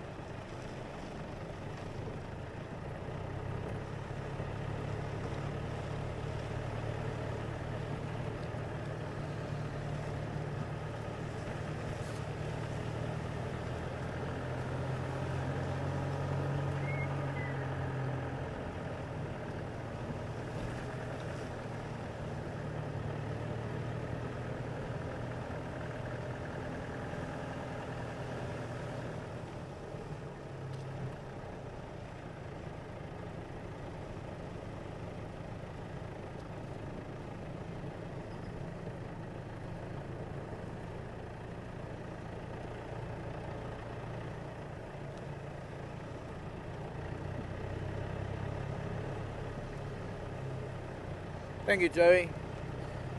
Giving some statistics on the heaviest flying bird, the great bustard. I wonder if we should have gone that way. No.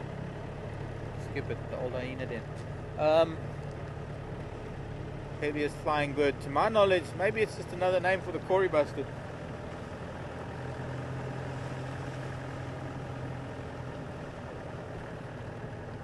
Okay, that must be the heaviest flying bird in the UK. Not the heaviest flighted bird. The same size as a Kombi. I thought it's the size of a Koran. But okay, I'm gonna have to hold off on that because I can't. It's not that I don't agree with you or I don't value your info, Joey.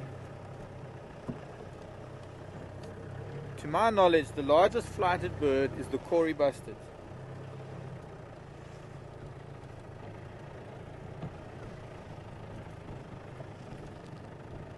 And it would be very interesting. I wasn't aware that the great bustard that's been reintroduced into the UK is the same size as a Kori bustard. I really thought it was about the same size as our black-bellied bustard, which is a Korhan. We used to know it as a Koran.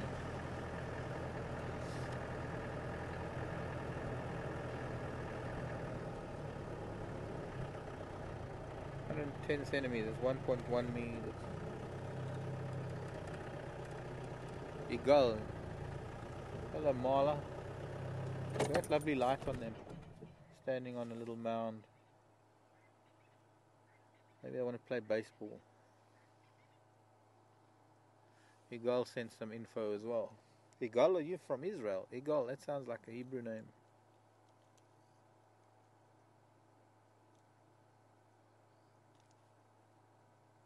One-horned ram. Got himself a harem. That's good to know. His broken horn hasn't hindered his ability to fight off other males or his attraction to by females, two females. One of those one-horned rams.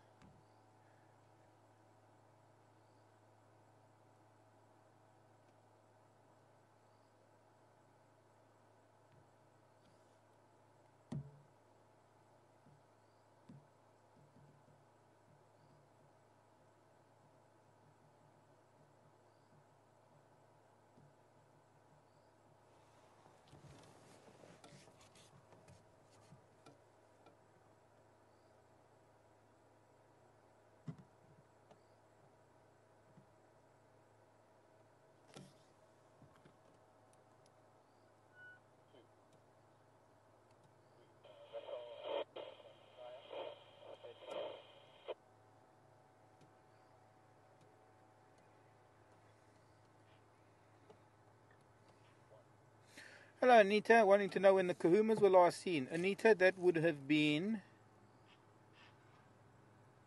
2 days ago. Sydney's Dam. We had their tracks. I must just move out of the way. Where are you rushing to, Henry? And Abel.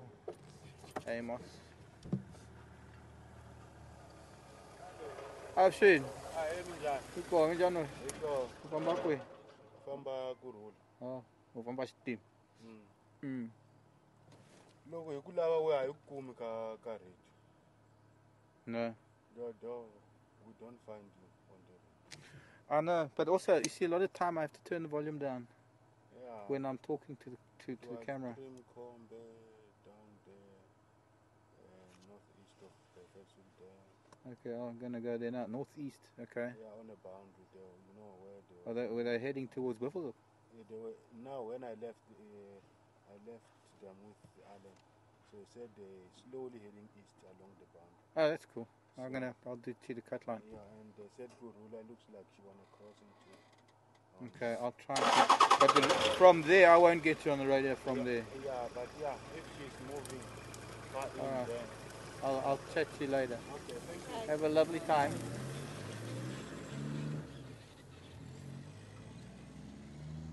Some rhino near Buffelshoek Dam. Go and get to see them. Let's see if we can.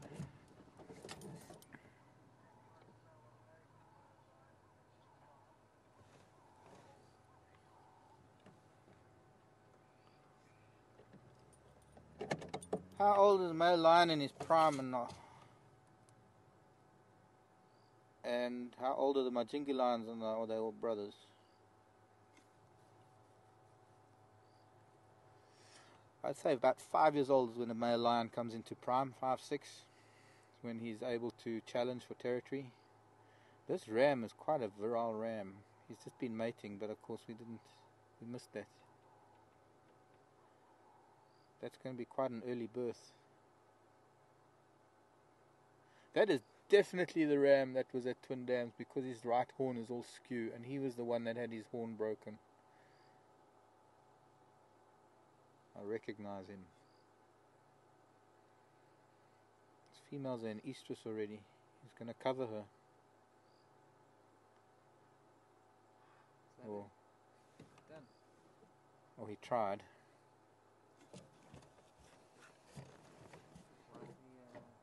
Why is he doing that? What?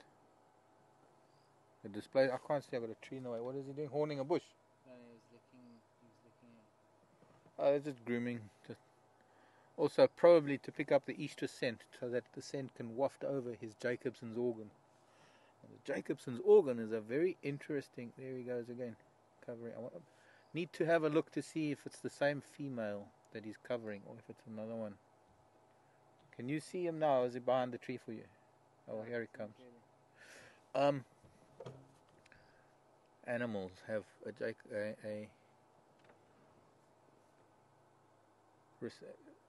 an organ that is receptive to the estrus scent of females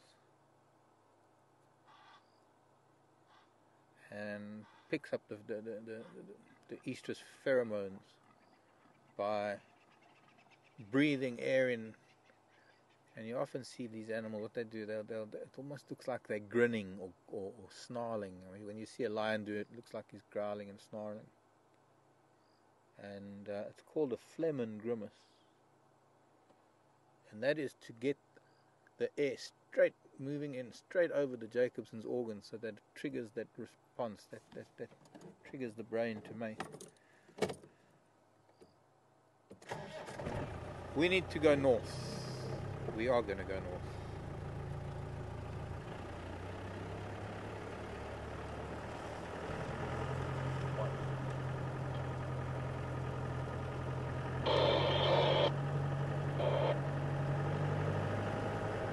A lot of impala here. Spread out, which is unusual because if they're all his, he wouldn't let them be so spread out. So there might be two groups.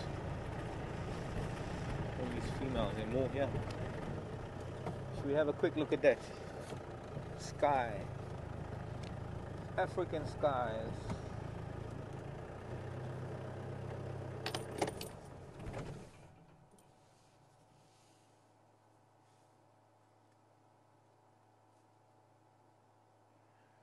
Why, if Henry's going to Karula and Triple M, would he go this way around? This is the long way round. This is, I suppose, 6 of one, half a dozen of the other, really. If you went Buffels or Cutline, Nyala Road north to the gate.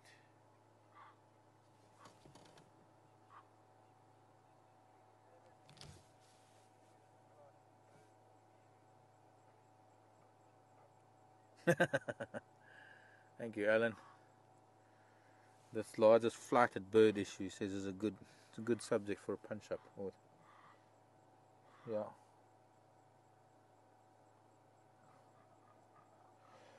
But my question initially was just to compare the size between our bustards and the bustards that were reintroduced into the UK.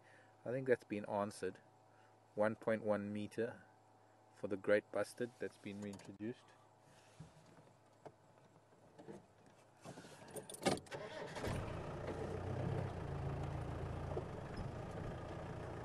Corey. Yeah. Okay, thanks, Craig.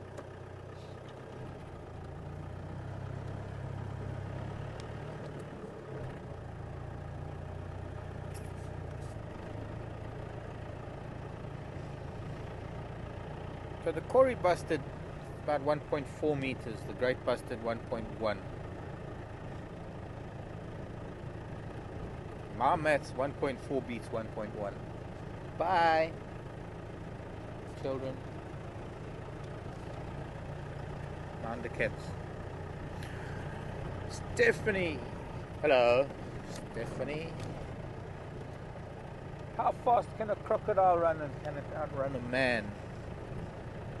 Well, if that man is me, then probably yes. If that man is Usain Bolt, probably no. The thing about running away from animals, I have to tell you, there's a secret to it. You only have to run faster than the next person. That doesn't mean you have to run fast. You just have to run faster than someone else.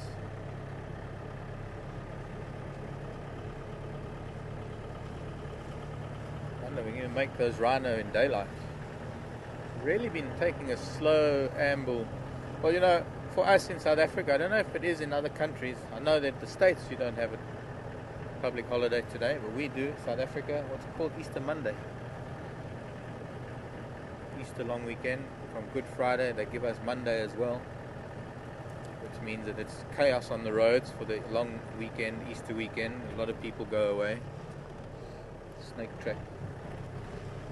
But Paula was telling me that not a holiday for her.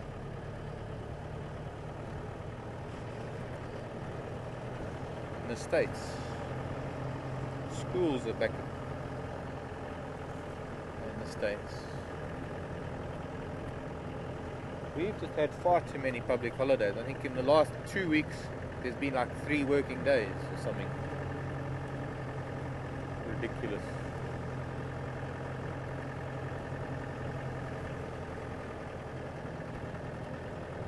My foot's going to be a little bit heavier now to try and get ourselves up to Buffels or Cutline. Ellen, come in.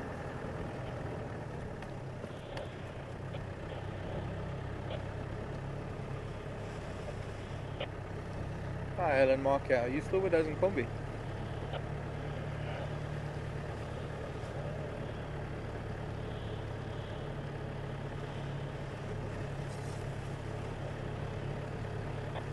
Near a word. A few of you heard that voice this morning and everybody wanted to know whose voice was that. He's got a very deep voice.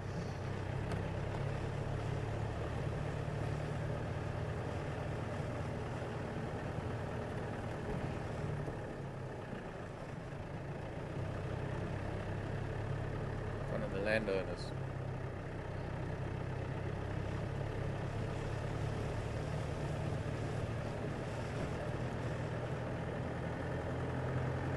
Okay, sorry, I didn't really copy that, but I'm coming up to see the cut line. I'll try and contact you when I get closer.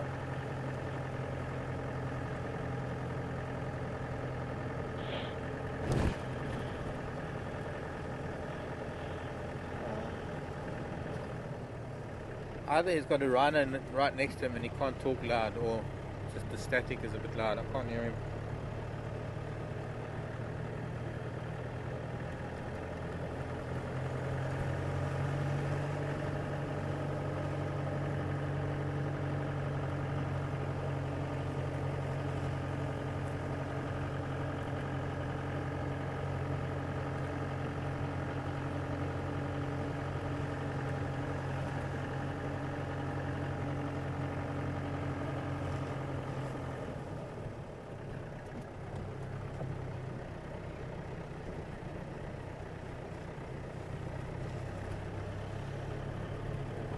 Cooling down rapidly.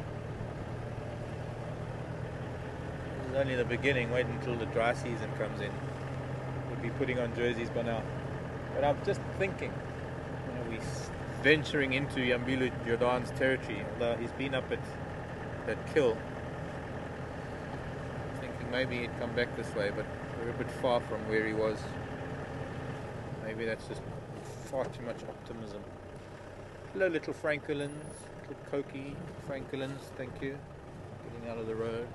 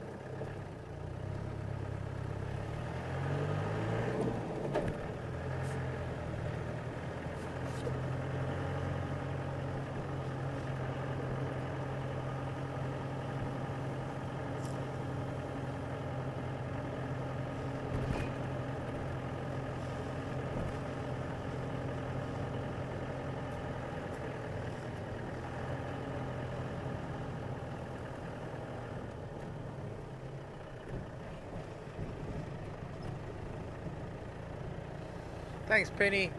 Yeah, they call it Family Day today. Well, I spoke to my family. Did you? Family Day today. Well, it's also Dad's birthday. It's also a little porcupine's birthday. A little porcupine who lives in North Dakota. Whose name is, well, is named after my father, funnily enough. Hello, Shelley's francolins. Would you mind moving off the road with the rest of your family? Thank you very much. It's Family Day. Stick together. And then, of course, Wednesday is another public holiday. A very special day in South Africa, the 27th of April.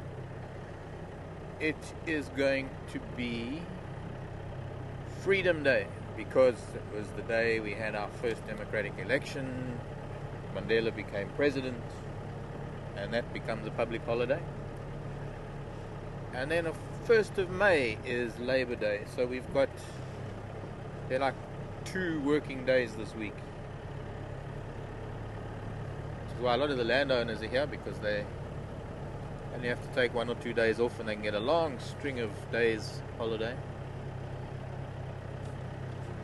And enjoy the bush for a longer extended period. Hello, Starling. Okay, we are really dawdling now, and there's a beautiful sunset. We need to be able to go and see if we can find these rhino with the sunset, because we're not going to be watching rhino in the dark. They don't like it.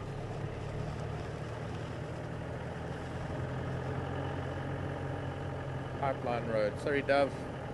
I'm on a mission. Sorry, Dove. I'm on a mission. Sorry, Dove. Get the message.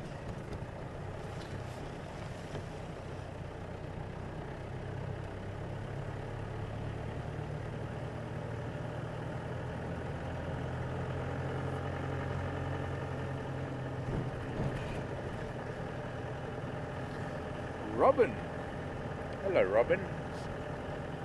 Wants to know what preys on crocodiles. Hello, monarchs. Flutter of monarchs. Again.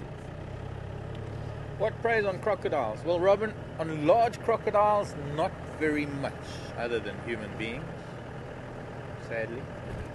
However, crocodiles, just to backtrack a little bit. Crocodile is what we would term an apex predator, like a great white shark or a lion. They're right up at the top of that triangle of the food chain. There's not very much. Crocodiles, 50 million year old creatures, there's not much that can displace them in their niche in the environment.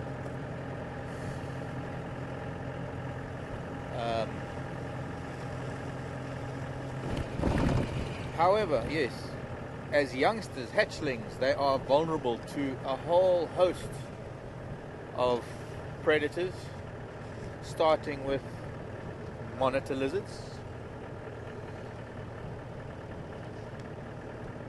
some snakes. I remember when a crocodile's hatching, it's only about 12 inches, 30 centimeters long. It's a small little reptile. And they are vulnerable. They're vulnerable because the nest, the crocodile's nest, is above a high water mark and it's in soft sand. The crocodiles, the hatchlings, are very vocal as they start hatching.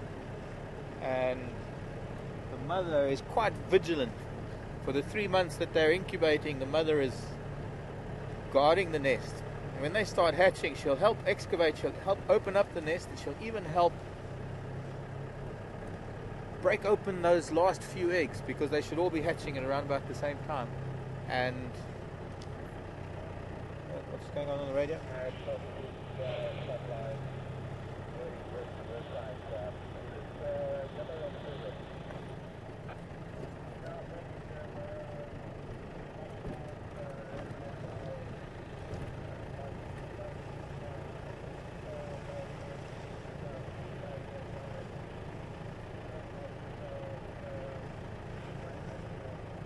One night stand. Something I can talk about. Huh? Oh, it's Aubrey. I'll let him by. He's probably cursing me for driving so slowly. Alright. Robin, let me get back to you in a minute.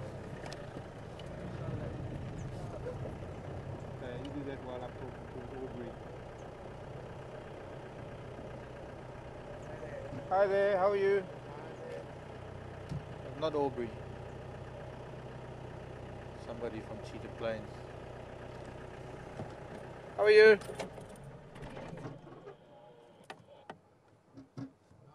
Very good, and you? Flowers, impala, ground hornbills, a lizard. Okay. Did you see those rhino? Did you see those rhino? There were evidently 3 rhinos somewhere here.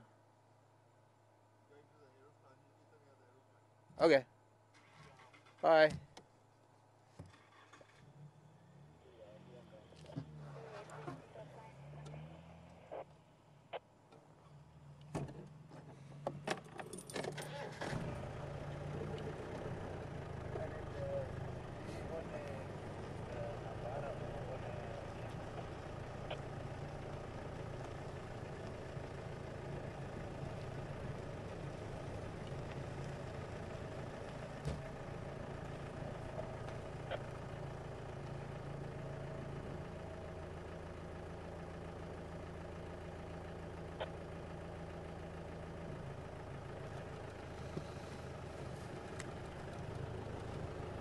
I might not find those rhino. Buffalo somewhere nearby. Robin, yes. So, I hope you remember where I was in the story. I think I do. And I'm sorry if I digress so much and I get so sidetracked. It's nature for you. It happens. It's a consequence of my passion. But when the youngsters are hatching and the female goes and helps to excavate them, and she'll take them in her mouth and carry them off. This is where the rhino was sleeping, I can see that. But they must have crossed by now.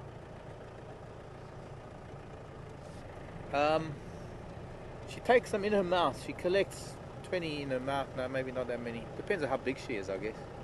She'll take a whole bunch of them in her mouth to a nursery area. She'll have selected a nursery area, an area of water that is safe enough for them, where she can watch over them, where they can find things like frogs and insects, things that little crocodiles feed on. And it's the time between her taking some of the youngsters to the water and before she comes back, and all the other youngsters actually they make this quite a high-pitched squeaking sound. I forget how that goes. I haven't heard it for so long, since I was in Sulu in Tanzania. And it's that time that these little crocodiles are still hatching and they're still making a noise that all sorts of things come and find them. So monitor lizards are one. The water monitors, the Nile monitor. You get a 3-foot Nile monitor, quite easily take a young crocodile.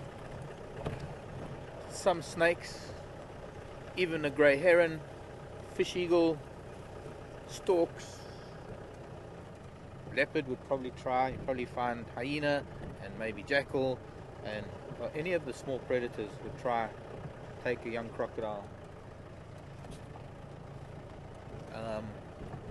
So as youngsters, and I know it's taken a long time to answer your question, but as youngsters they have a number of predators. I'll do the fire break just in case we do bump into those rhinos. I know that Cheetah Plains vehicle is already 2 miles up the road on Buffels of Cutline. He's racing off somewhere.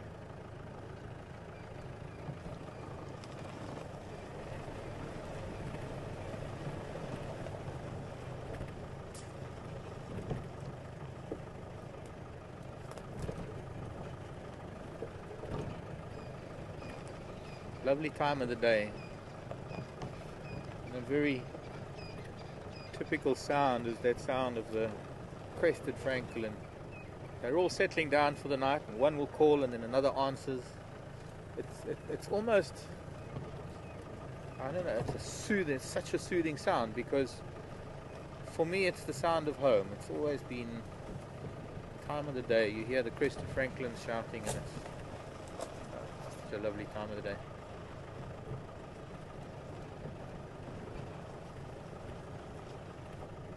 Big mudwallow here has also been disturbed. Looks like there were rhino here. Definitely big. Looks like 3 big holes in the mud. There's a hamakop there. We've seen this hamakop here before, actually. One of the Buffelshoek Dam hamakops. This water was starting to recede a while ago, and the hamakop was trying to catch frogs. And then, of course, we had a lot of rain again and filled it up again. Really flat head, eh? Yeah.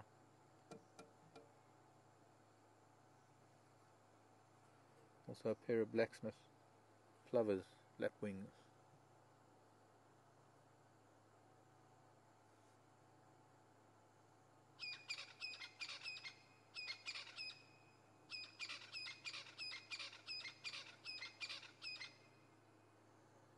Now, if I was overseas in another country and I heard that right now, right next to the vehicle, the crested francolin, it would make me so homesick.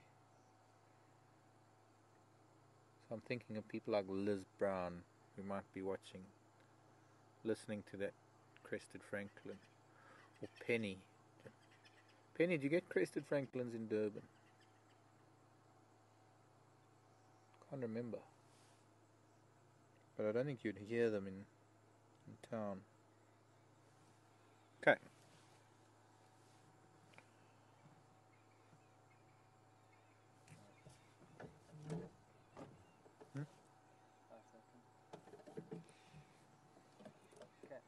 Happy hunting, hamakop.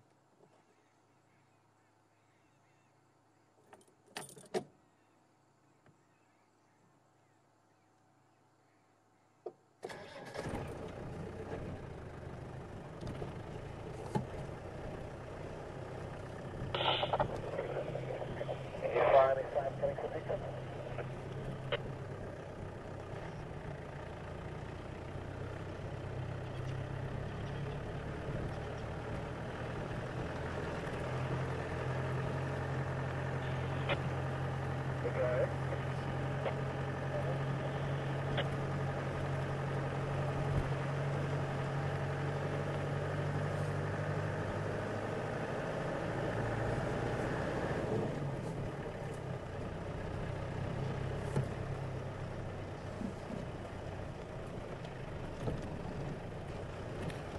Bill, hello Bill, asking about hippos and what about hippos being a threat to a crocodile?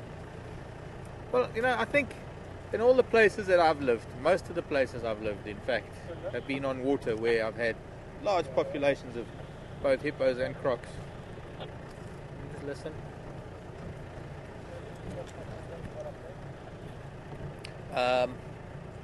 They seem to get on quite well. It's a beautiful glow. We need to stop and look at that glow of the sky in the west.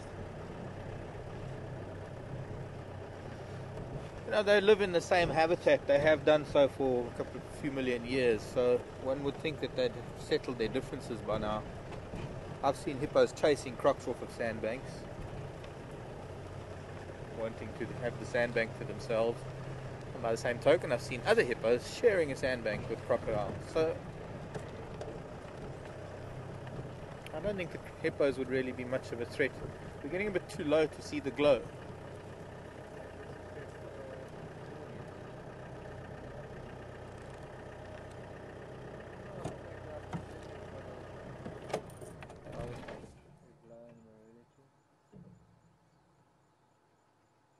Oh, it's fading. And we need to be on the rise, on the ridge. I'll take this opportunity to put on a sweater thing. What do you call a sweater that's got a zip down the middle?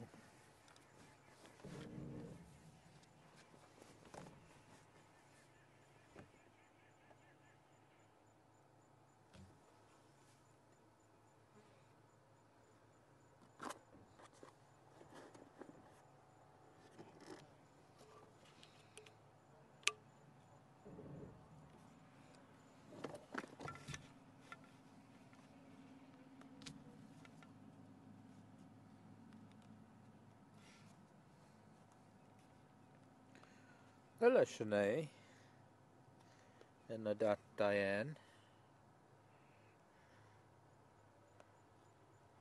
Shanae says she was watching a documentary about hyenas eating a crocodile.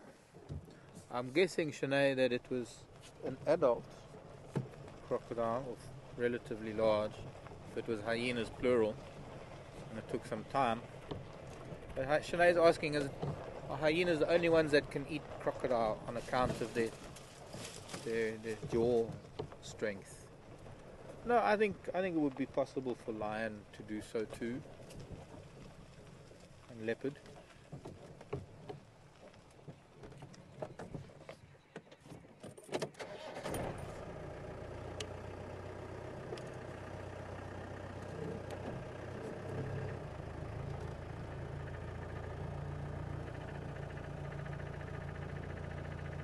Is that a root or a snake?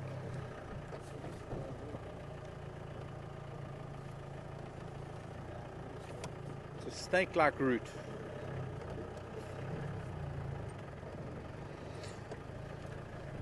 Called mimicry. It's a root pretending to be a snake so it doesn't get eaten. Let's go back to Biffles of Cutline. This road's a bit rough down the bottom there.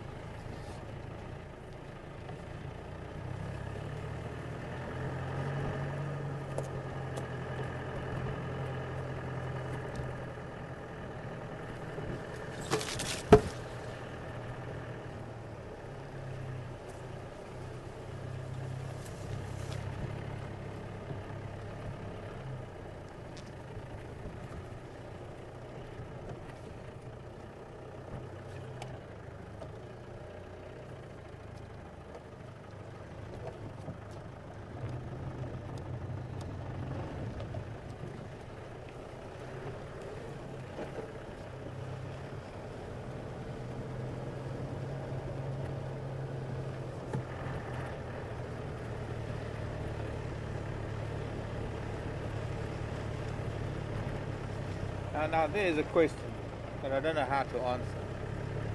It was Deborah wants to know, why does a crocodile not shed its skin like other reptiles do? That is an interesting one. Partly because of the bony plates on a crocodile, like a tortoise.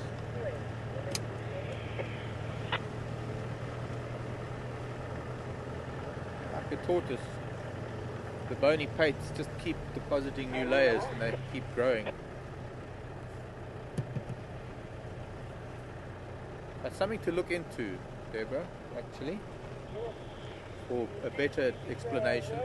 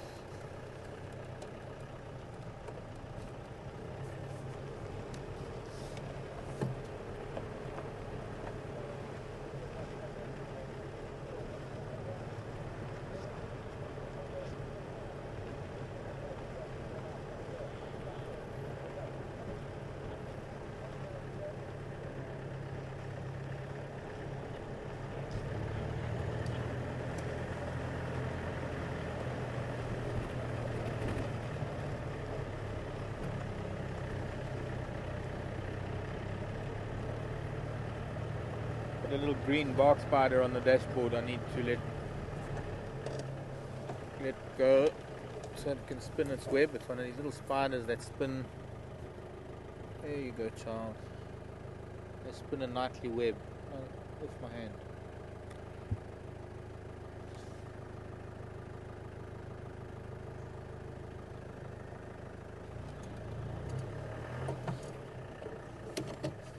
There it is.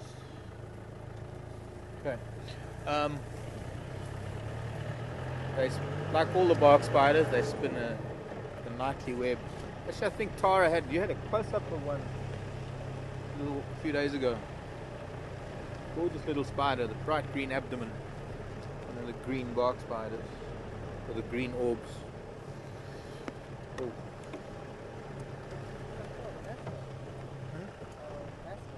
Well, I put it here so that it didn't get blown off. I once did have a beetle there the whole drive, but it wasn't as big and it had all 6 legs. It was more stable.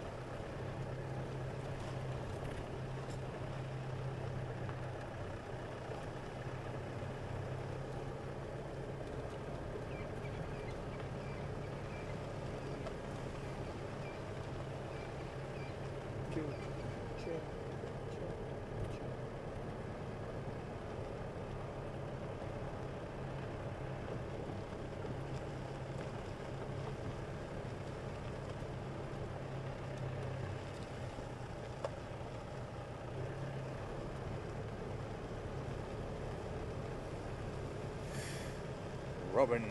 Hello, Robin. Do crocodiles die of old age?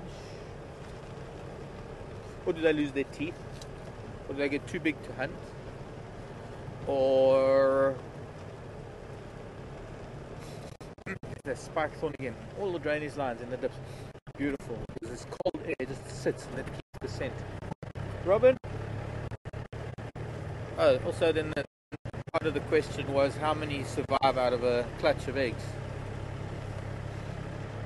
I would say that crocodiles, yes, they would die of old age, unless they, well, yes they do. Gowrie cut line, they're going to stay and going to do some loops and things around Gallagher shortcut. It's getting time to do some night drive. So yes, they do die of old age. They don't lose their teeth because crocodiles have constant tooth replacement. I don't think they get to the point where they lose all their teeth or they don't produce any more, and then they just have to gum something to death.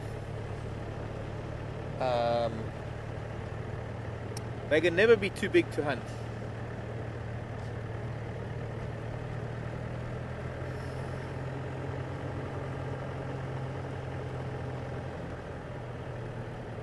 But yeah, I would say it's just an old age thing. Out of a clutch of eggs, I think, if I'm not mistaken, up to 50 eggs are laid. And I think when you're talking about survival rate and how many, if we have to think about them reaching adulthood, very small percentage. I mean, it's probably within the first year or so, it's down to probably about 20 or 30%. And each year that they get bigger, they probably have a greater chance of survival.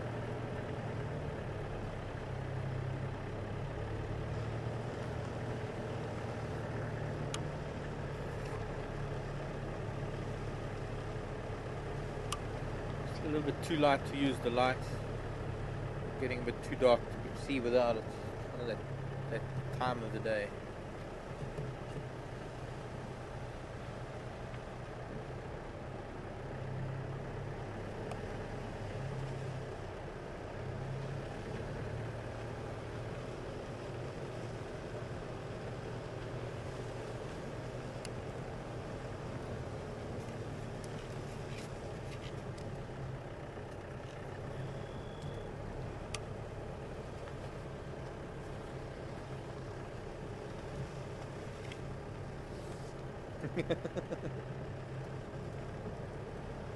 Hi Deborah. Yes, well, I believe so. Deborah's saying that so many of our species that have now have escaped and become wild, and they are aliens now in Florida. I know for one thing, one of the biggest threats to the fauna of the Everglades in Florida are the numbers of pythons, African rock pythons, that have escaped into the Everglades. And of course there they just grow huge. Been a couple of 20-foot pythons taken out of homes in Florida. Deborah says I can come and take them home if I want to. Thanks. Let's see, it's now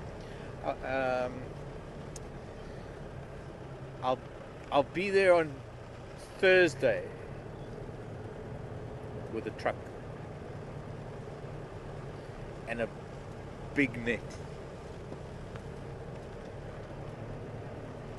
and my cameraman.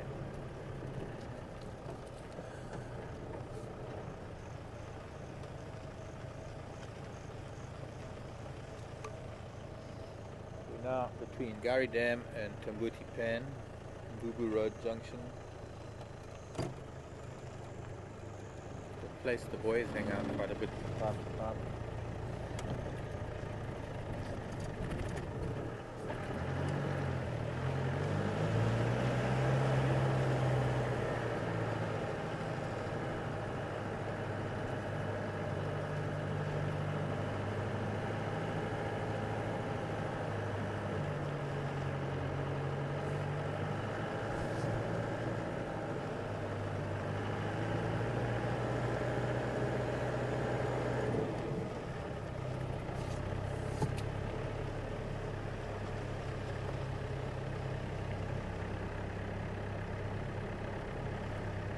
Sandy wants to know if who's still alive? Christoph.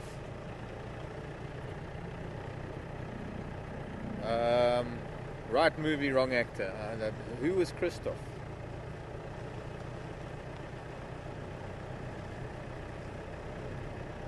Sorry. Oh, Gustav. Oh, sorry. Ooh, the fishing spider. Far from water.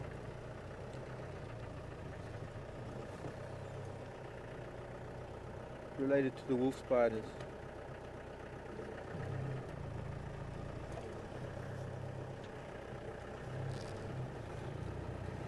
And there's a car coming. You better get off the road. There you go, it's going off the road. Well done, spider. Get some road sense. Gustav. Sandy. Now, Gustav is that crocodile in Central Africa that's eaten so many people and has eaten hip. Oh, here's a little adder. Little baby puff adder.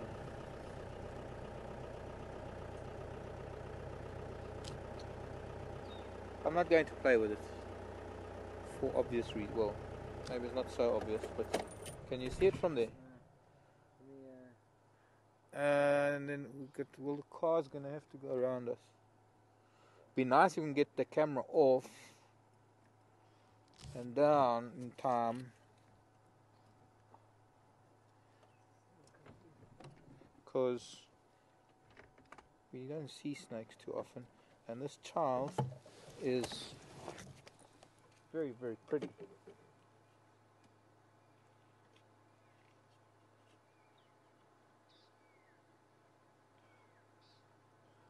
Try and get him to turn back to the road.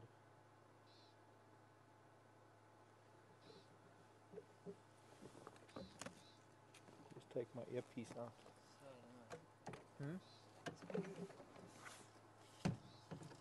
Except that there's one baby puppy, there's probably more.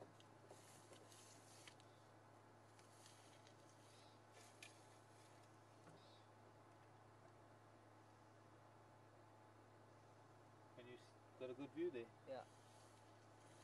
Do you like monster? Sorry. So I've just got to see where I'm putting my feet. Point.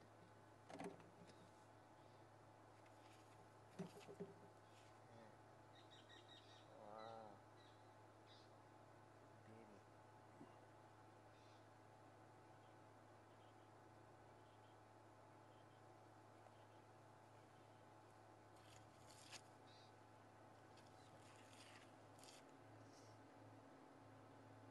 That's the one you don't want to get bitten by. That's nice. Especially the little guy. Yeah.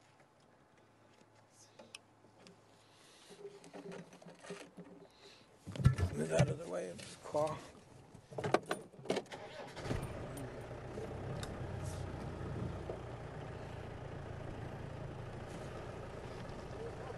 Hey, how are you, Robert? Oh, right, good evening. Very good. A long time no see. Hey, I knew also a long time. Yeah. You got them lungus? Yeah, I was in the great places left today. Another one is coming tomorrow. Okay. See you. Bye.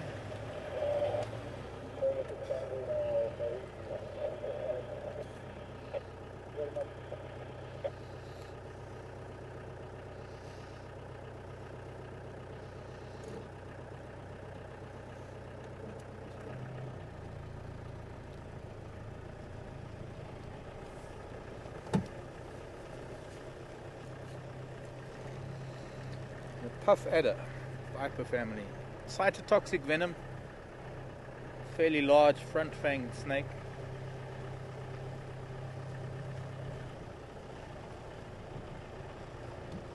Or should I say, well, that was a baby. And they do get they get to be about a meter, big ones. Able to swallow things like hairs. Biggest thing will be a hair. And not only this, it's the fangs that I was trying to say are quite big, not so much the snake. Quite large fanged snake for its size.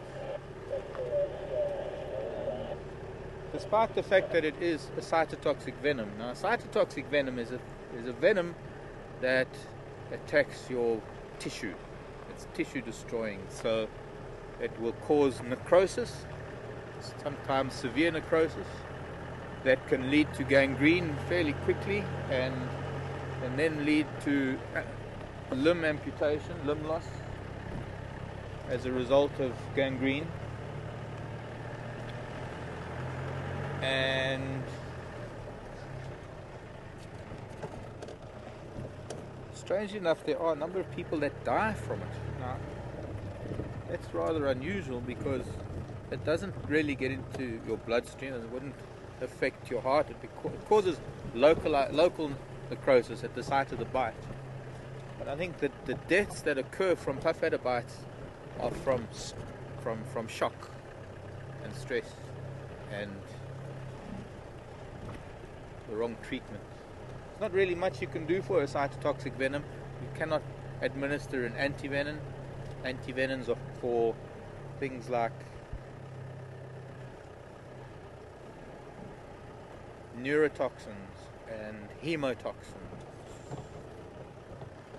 toxins, venoms that affect the neurological system, nervous system, or hemotoxins, venom that affects the blood, and that's like the boomslang, which causes internal bleeding.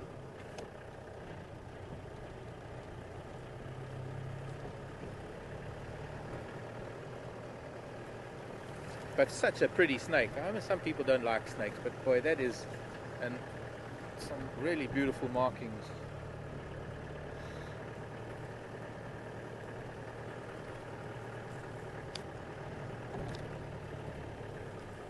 And now, because of a snake, I can't remember if I was in the middle of an answer or in the middle of a question. Apologize for that. But I think for some of you who don't know me yet, you'll probably get used to it.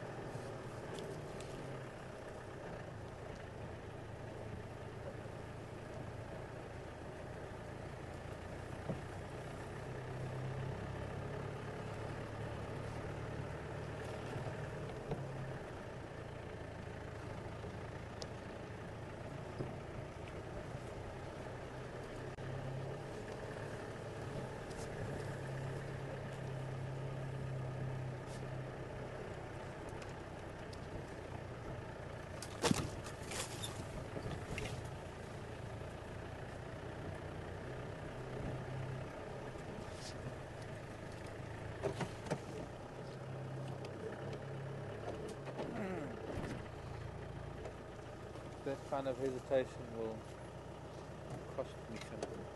Cost me an animal. Couldn't get it into reverse. It was only a blade of grass. It's an unusual place to find a blade of grass. 5 feet up in a buffalo thorn.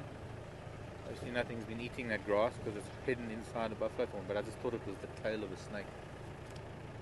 The green snake. Got snake on the brain now after that puff at us.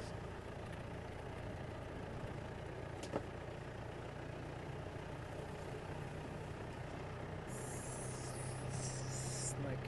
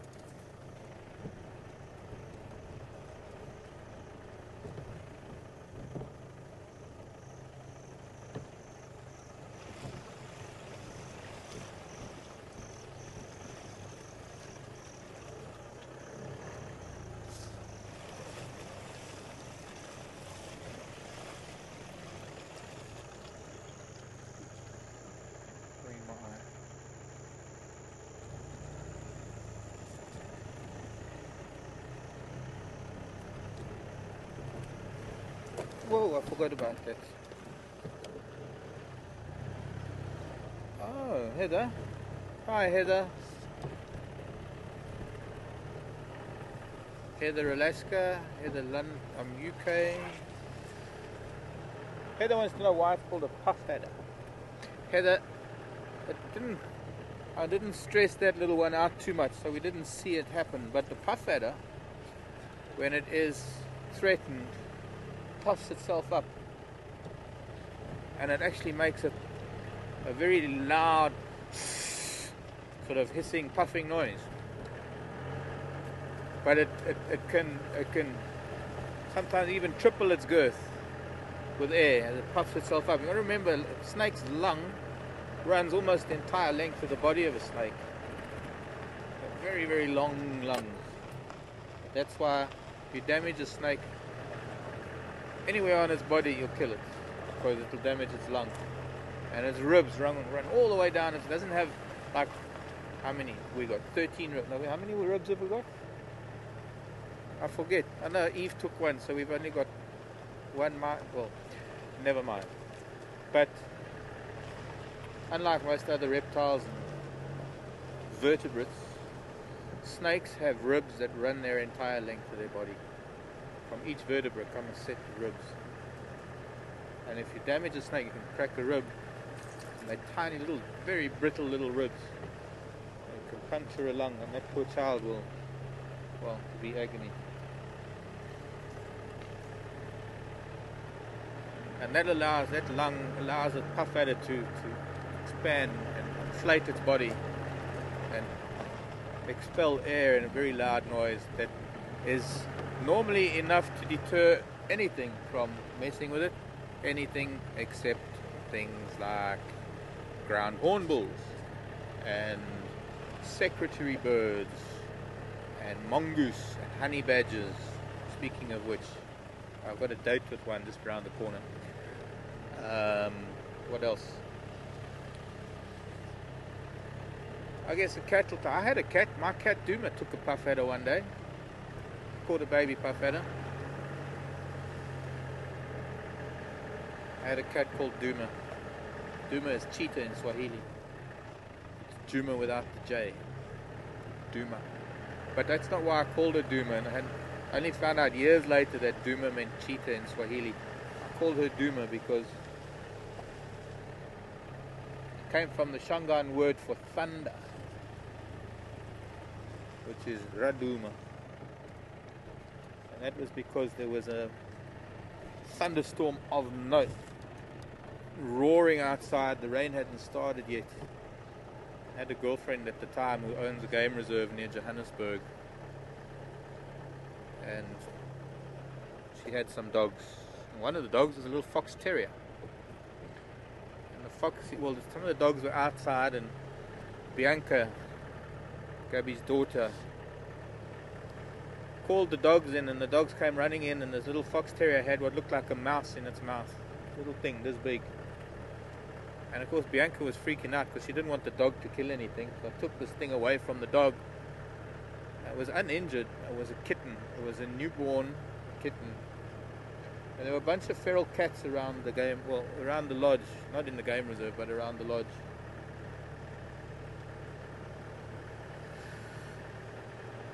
And I raised her. She was about a day or two old. Her eyes weren't even open yet. She practically grew up in the palm of my hand, this cat.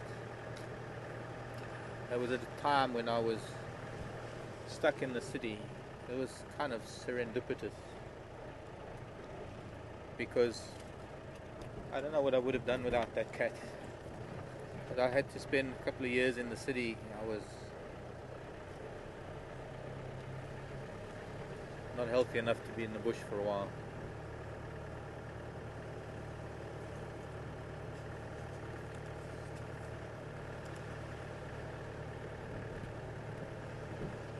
Are the vine snakes poisonous, Deborah? Yes. No, actually, I lie. They're not poisonous, but they are highly venomous. You could eat a vine snake and it wouldn't poison you, but if it bit you... But now the vine snake, very much like the worm slug, is what we would term a rear-fanged snake, and they're not fangs like cobras or puff adders, like as in big fangs. I mean, they're just teeth a little bit bigger than the other teeth. Makes it very, very difficult to milk them, to get the venom out, to produce an anti-venom. And they have a very, very powerful, I think it's actually a mixture. It's a hemotoxin, neurotoxin. And yes, they're probably one of the most venomous snakes that we have here. I'm going to show you my next remarkable creatures, when that will be. I have a vine snake at home. I've got some beautiful close-up shots of its head. It's a beautiful snake, stunning, and it's incredible. I mean, they love the raisin bush because the color of the bark on the raisin bush. Well, they're the color of the bark. I mean, it's incredible. The vine snake's body is mottled and well, you can miss them so easily. I found two very nice snakes at home when I was on leave. The other one was the southern bark snake, or Mopani snake. I was in my kitchen at the sink one evening. No, it was a morning. Must have been morning. Washing up. And I just looked down at the floor, and at my foot was this little bark snake. That's a harmless little snake. So I took it outside and I put it in a tree above my bird bath and managed to get some lovely photographs of it.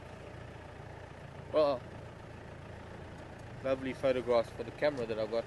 Not close-up macro stuff. Can't really take a photo with this camera. Can't really take a photograph of the whole snake.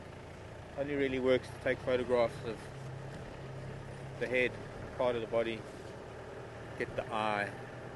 And the bark snake is also a very beautiful snake. Got a gorgeous little face.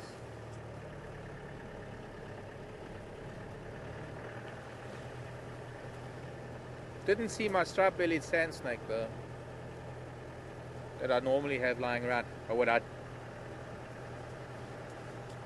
did find, and that's something that really pleased me, it's the day that I got there. Now, you've got to understand that this house that I live in has been in the family for about 40 years, more.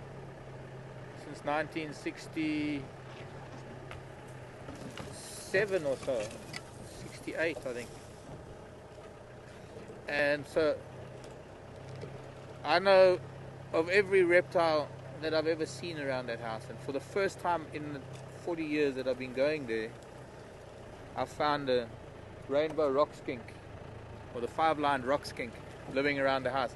And that brings my total to about 13 different types of lizards or skinks that I have around the house. And some of them are impossible to photograph because they're fossorial, they live under the sand. A couple of skinks that I managed to get one photograph that might be good enough of, I think it's the Sunderval's writhing skink. And then there's also this little bronze skink that also lives under the leaf litter. They almost look like snakes. They're not legless skinks, like the giant legless skink. But what they do have, they have receding limbs, or they're not quite vestigial limbs, because they still have their limbs, but they are very, very small, and they don't really use their limbs much. They have a very typical snake-like movement more than anything else.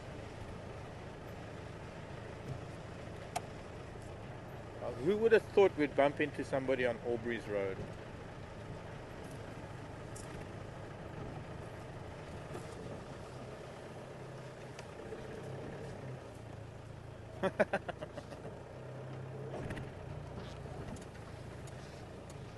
Let's both pull off the road together.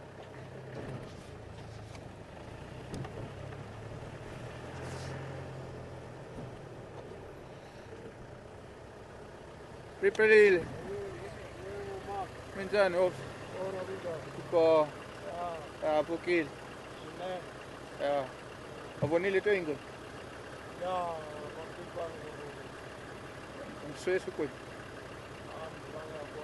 But I hope they're not using a light with it. Okay. Have a lovely evening all. See you in the morning. Bye.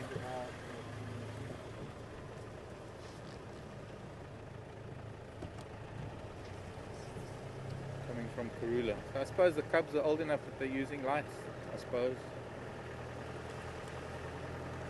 What, they're going on 6 months now, so I suppose it's okay.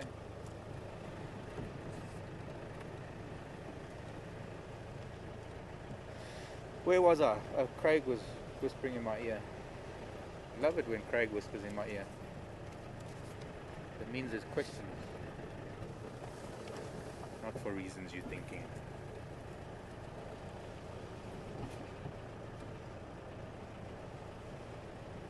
Okay, well, the honey badger's been fired. I'm hiring a new one because he didn't make an appearance.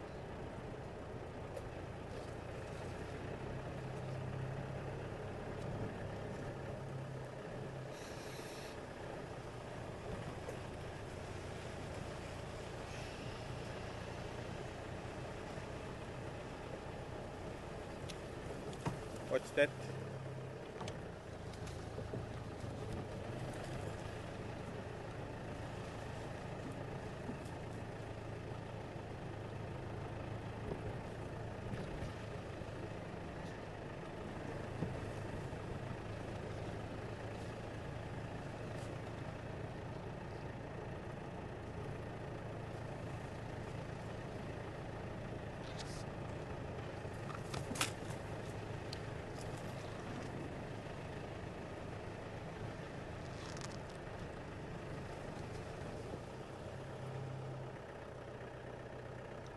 Go to Vuyatela main access.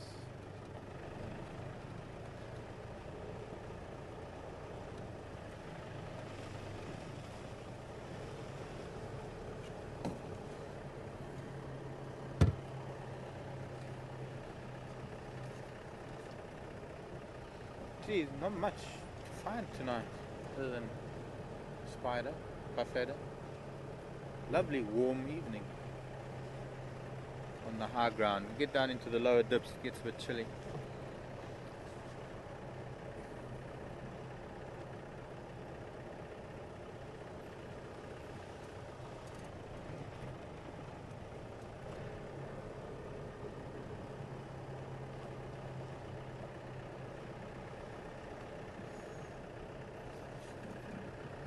Okay, surprised I haven't found any, but probably because it happens in water. Thank you, Sharon, my encyclopedia in Austria. Sharon has found out about my crocodile query.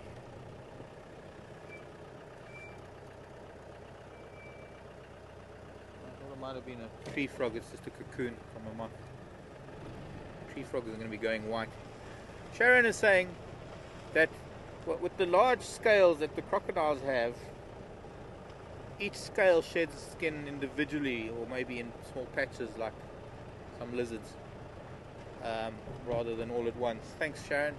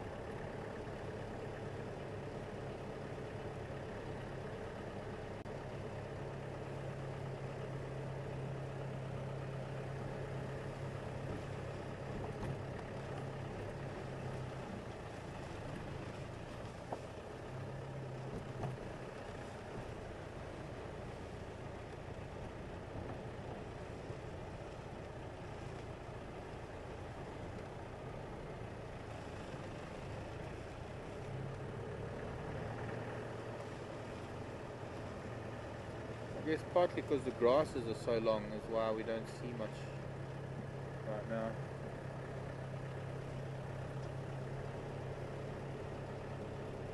And we're not seeing duiker or steenbok these days, and they don't go anywhere, they're still around, but they're just hidden. Anything, unless it's moving on the road, we're not going to really see it because the light bounces off of the vegetation that is closer to the road. It doesn't really penetrate the grasses very well. But I'm shining up in trees, in holes,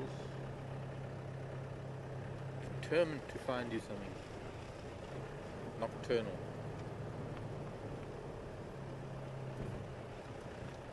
Perhaps quarantine might have something of interest.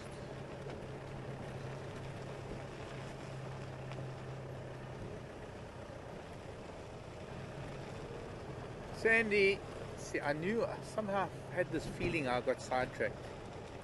That must have been the puff header or something, or somehow I got sidetracked answering the question about Gustav. And I'm still not sure. Is Gustav this Central African crocodile that's supposed to be such a giant and such a man-eater? Eats cows and hippos for breakfast or something. I can't remember. Something's coming back to me about this crocodile somewhere. So I don't know, Sandy. I guess my answer should have been short and sweet. No, I don't know about Gustav. If it is the crocodile I'm thinking of, that is quite a notorious character. Up in Rwanda, no, I don't know, somewhere up Central Africa way. I'll Google it when I get home.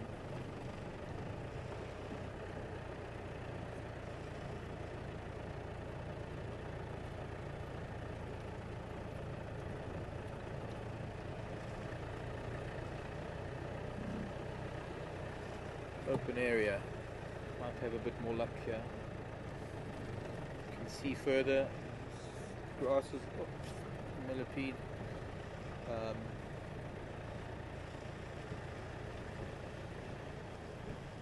eye of an impala. We'll leave him be.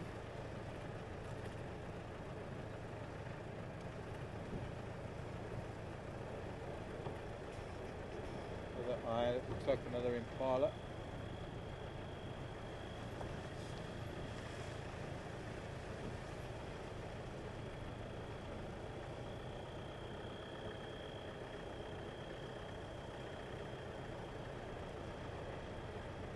Bunch of impala.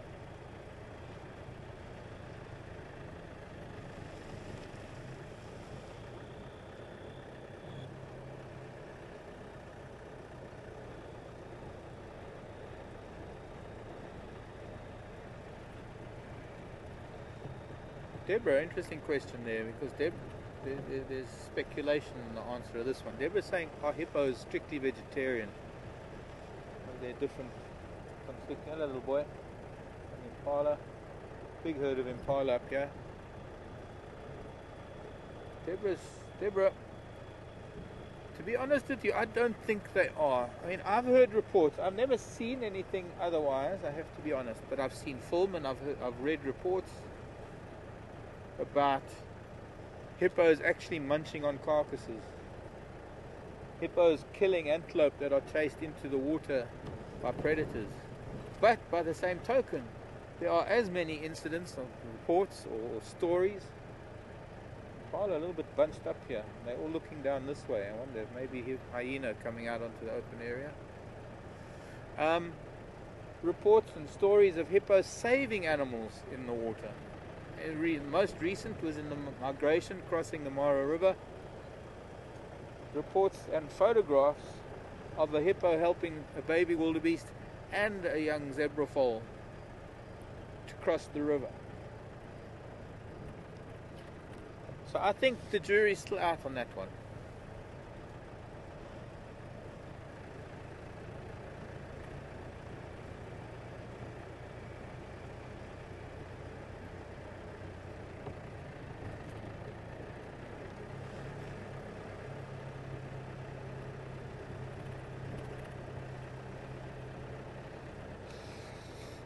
Trying to smell potato bush.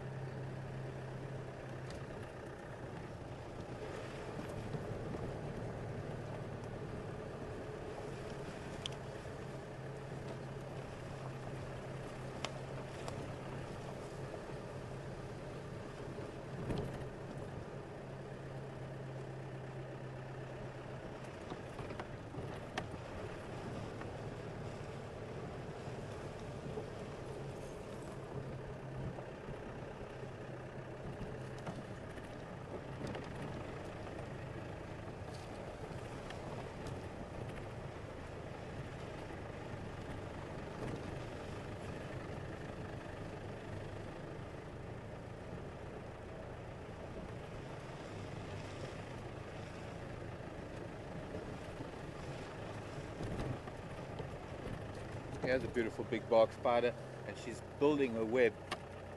Let's see how fast this goes. Now what I'm going to try and do is get the light in a position that's going to show her silk. Now as she's building the web, the fresh silk is probably not going to reflect much. Just stop because of the air movement and the dust coming through from the vehicle.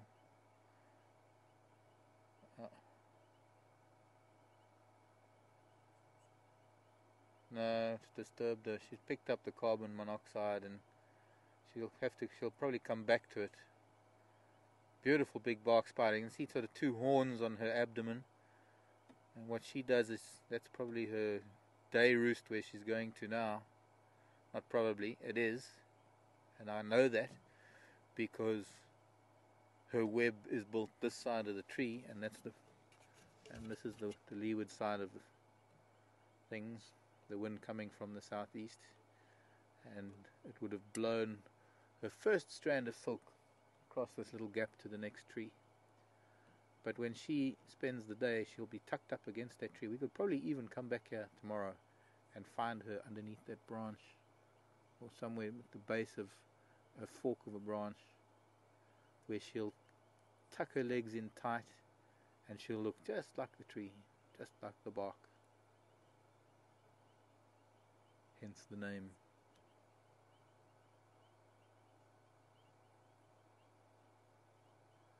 Also a temporary web, not like the golden orbs that spin a permanent web. She will spin a web every night. Sometimes the webs will persist during the day, or the next day if they don't catch too much. But depending on how much they catch, quite often what she'll do is she'll wrap them all up in silk, all of her prey items. Should we go back to the web? If you can you see it, or is the angle wrong? Yeah, I'm picking it up there nicely. Okay, she's still got a lot of work to do to make the actual catch net. This is all what she's done now. She's made scaffolding that she can walk on.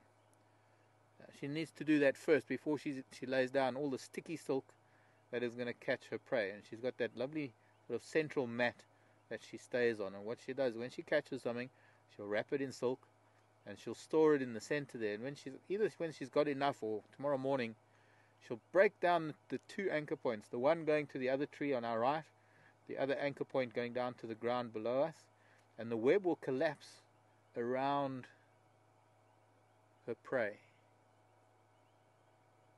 And she'll go up to her branch and she'll reel it all in like a fishing line. And then she can spend the day sucking the juices out of everything she's caught.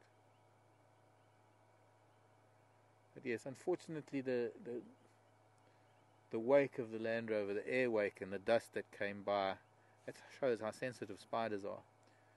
She's a good few feet away from the road, but the resulting air that came with us and the dust and the smell of the car frightened her away.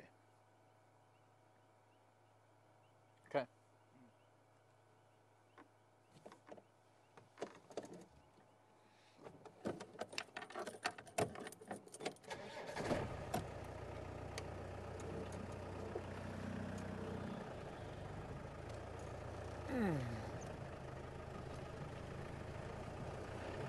Lovely. Okay, well, the elephants didn't hear my call today. Or maybe they did and they're just so far away, they're still coming. They'll be here tomorrow.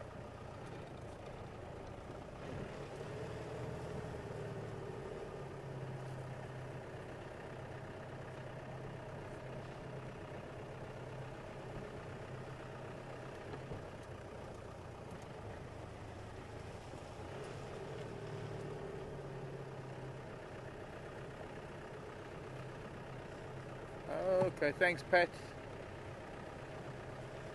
Just refreshing memories here.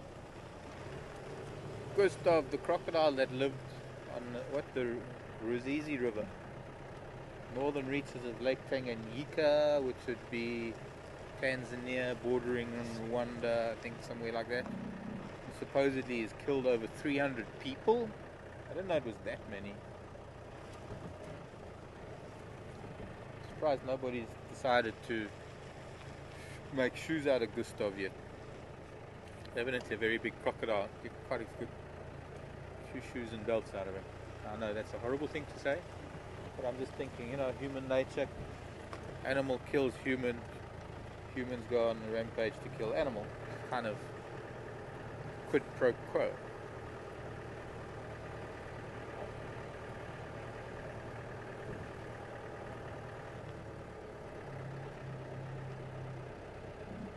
David wants to know, what is the biggest animal I've ever seen?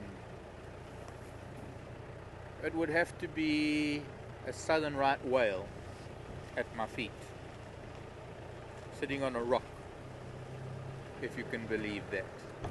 Well, it's true. Southern right whale and her calf. She was huge. She was like about the size of a few elephants.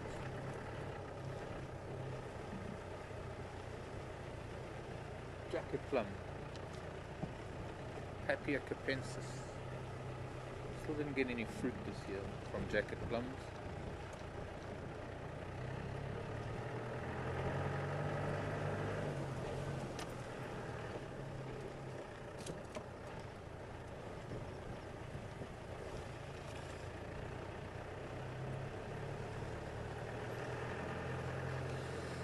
Oh.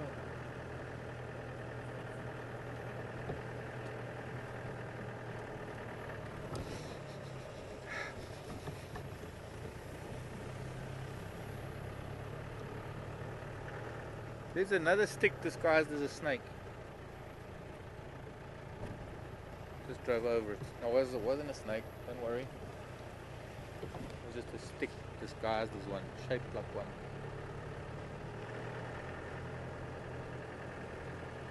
Approaching Gari Dam. Chuma waterhole cam.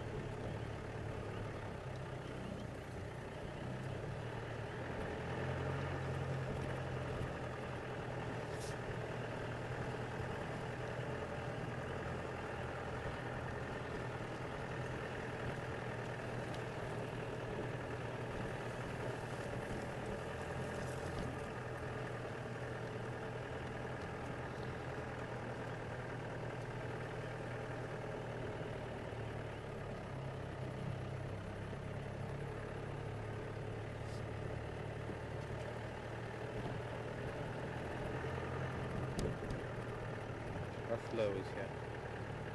Buffalo is here, like recently.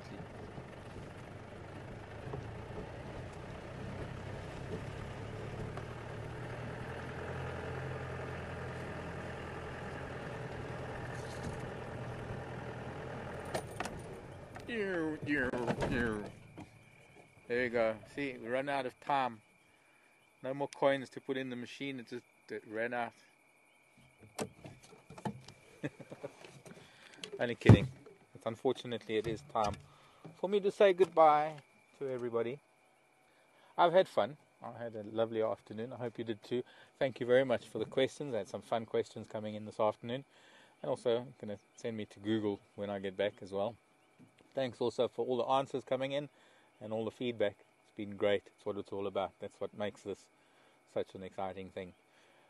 Thank you, Danielle, at the back there on the camera, and Craig, Final Control. My name is Mark. You've been with us on Wild Earth Safari here at Djuma Game Reserve. We'll see you tomorrow. Bye for now.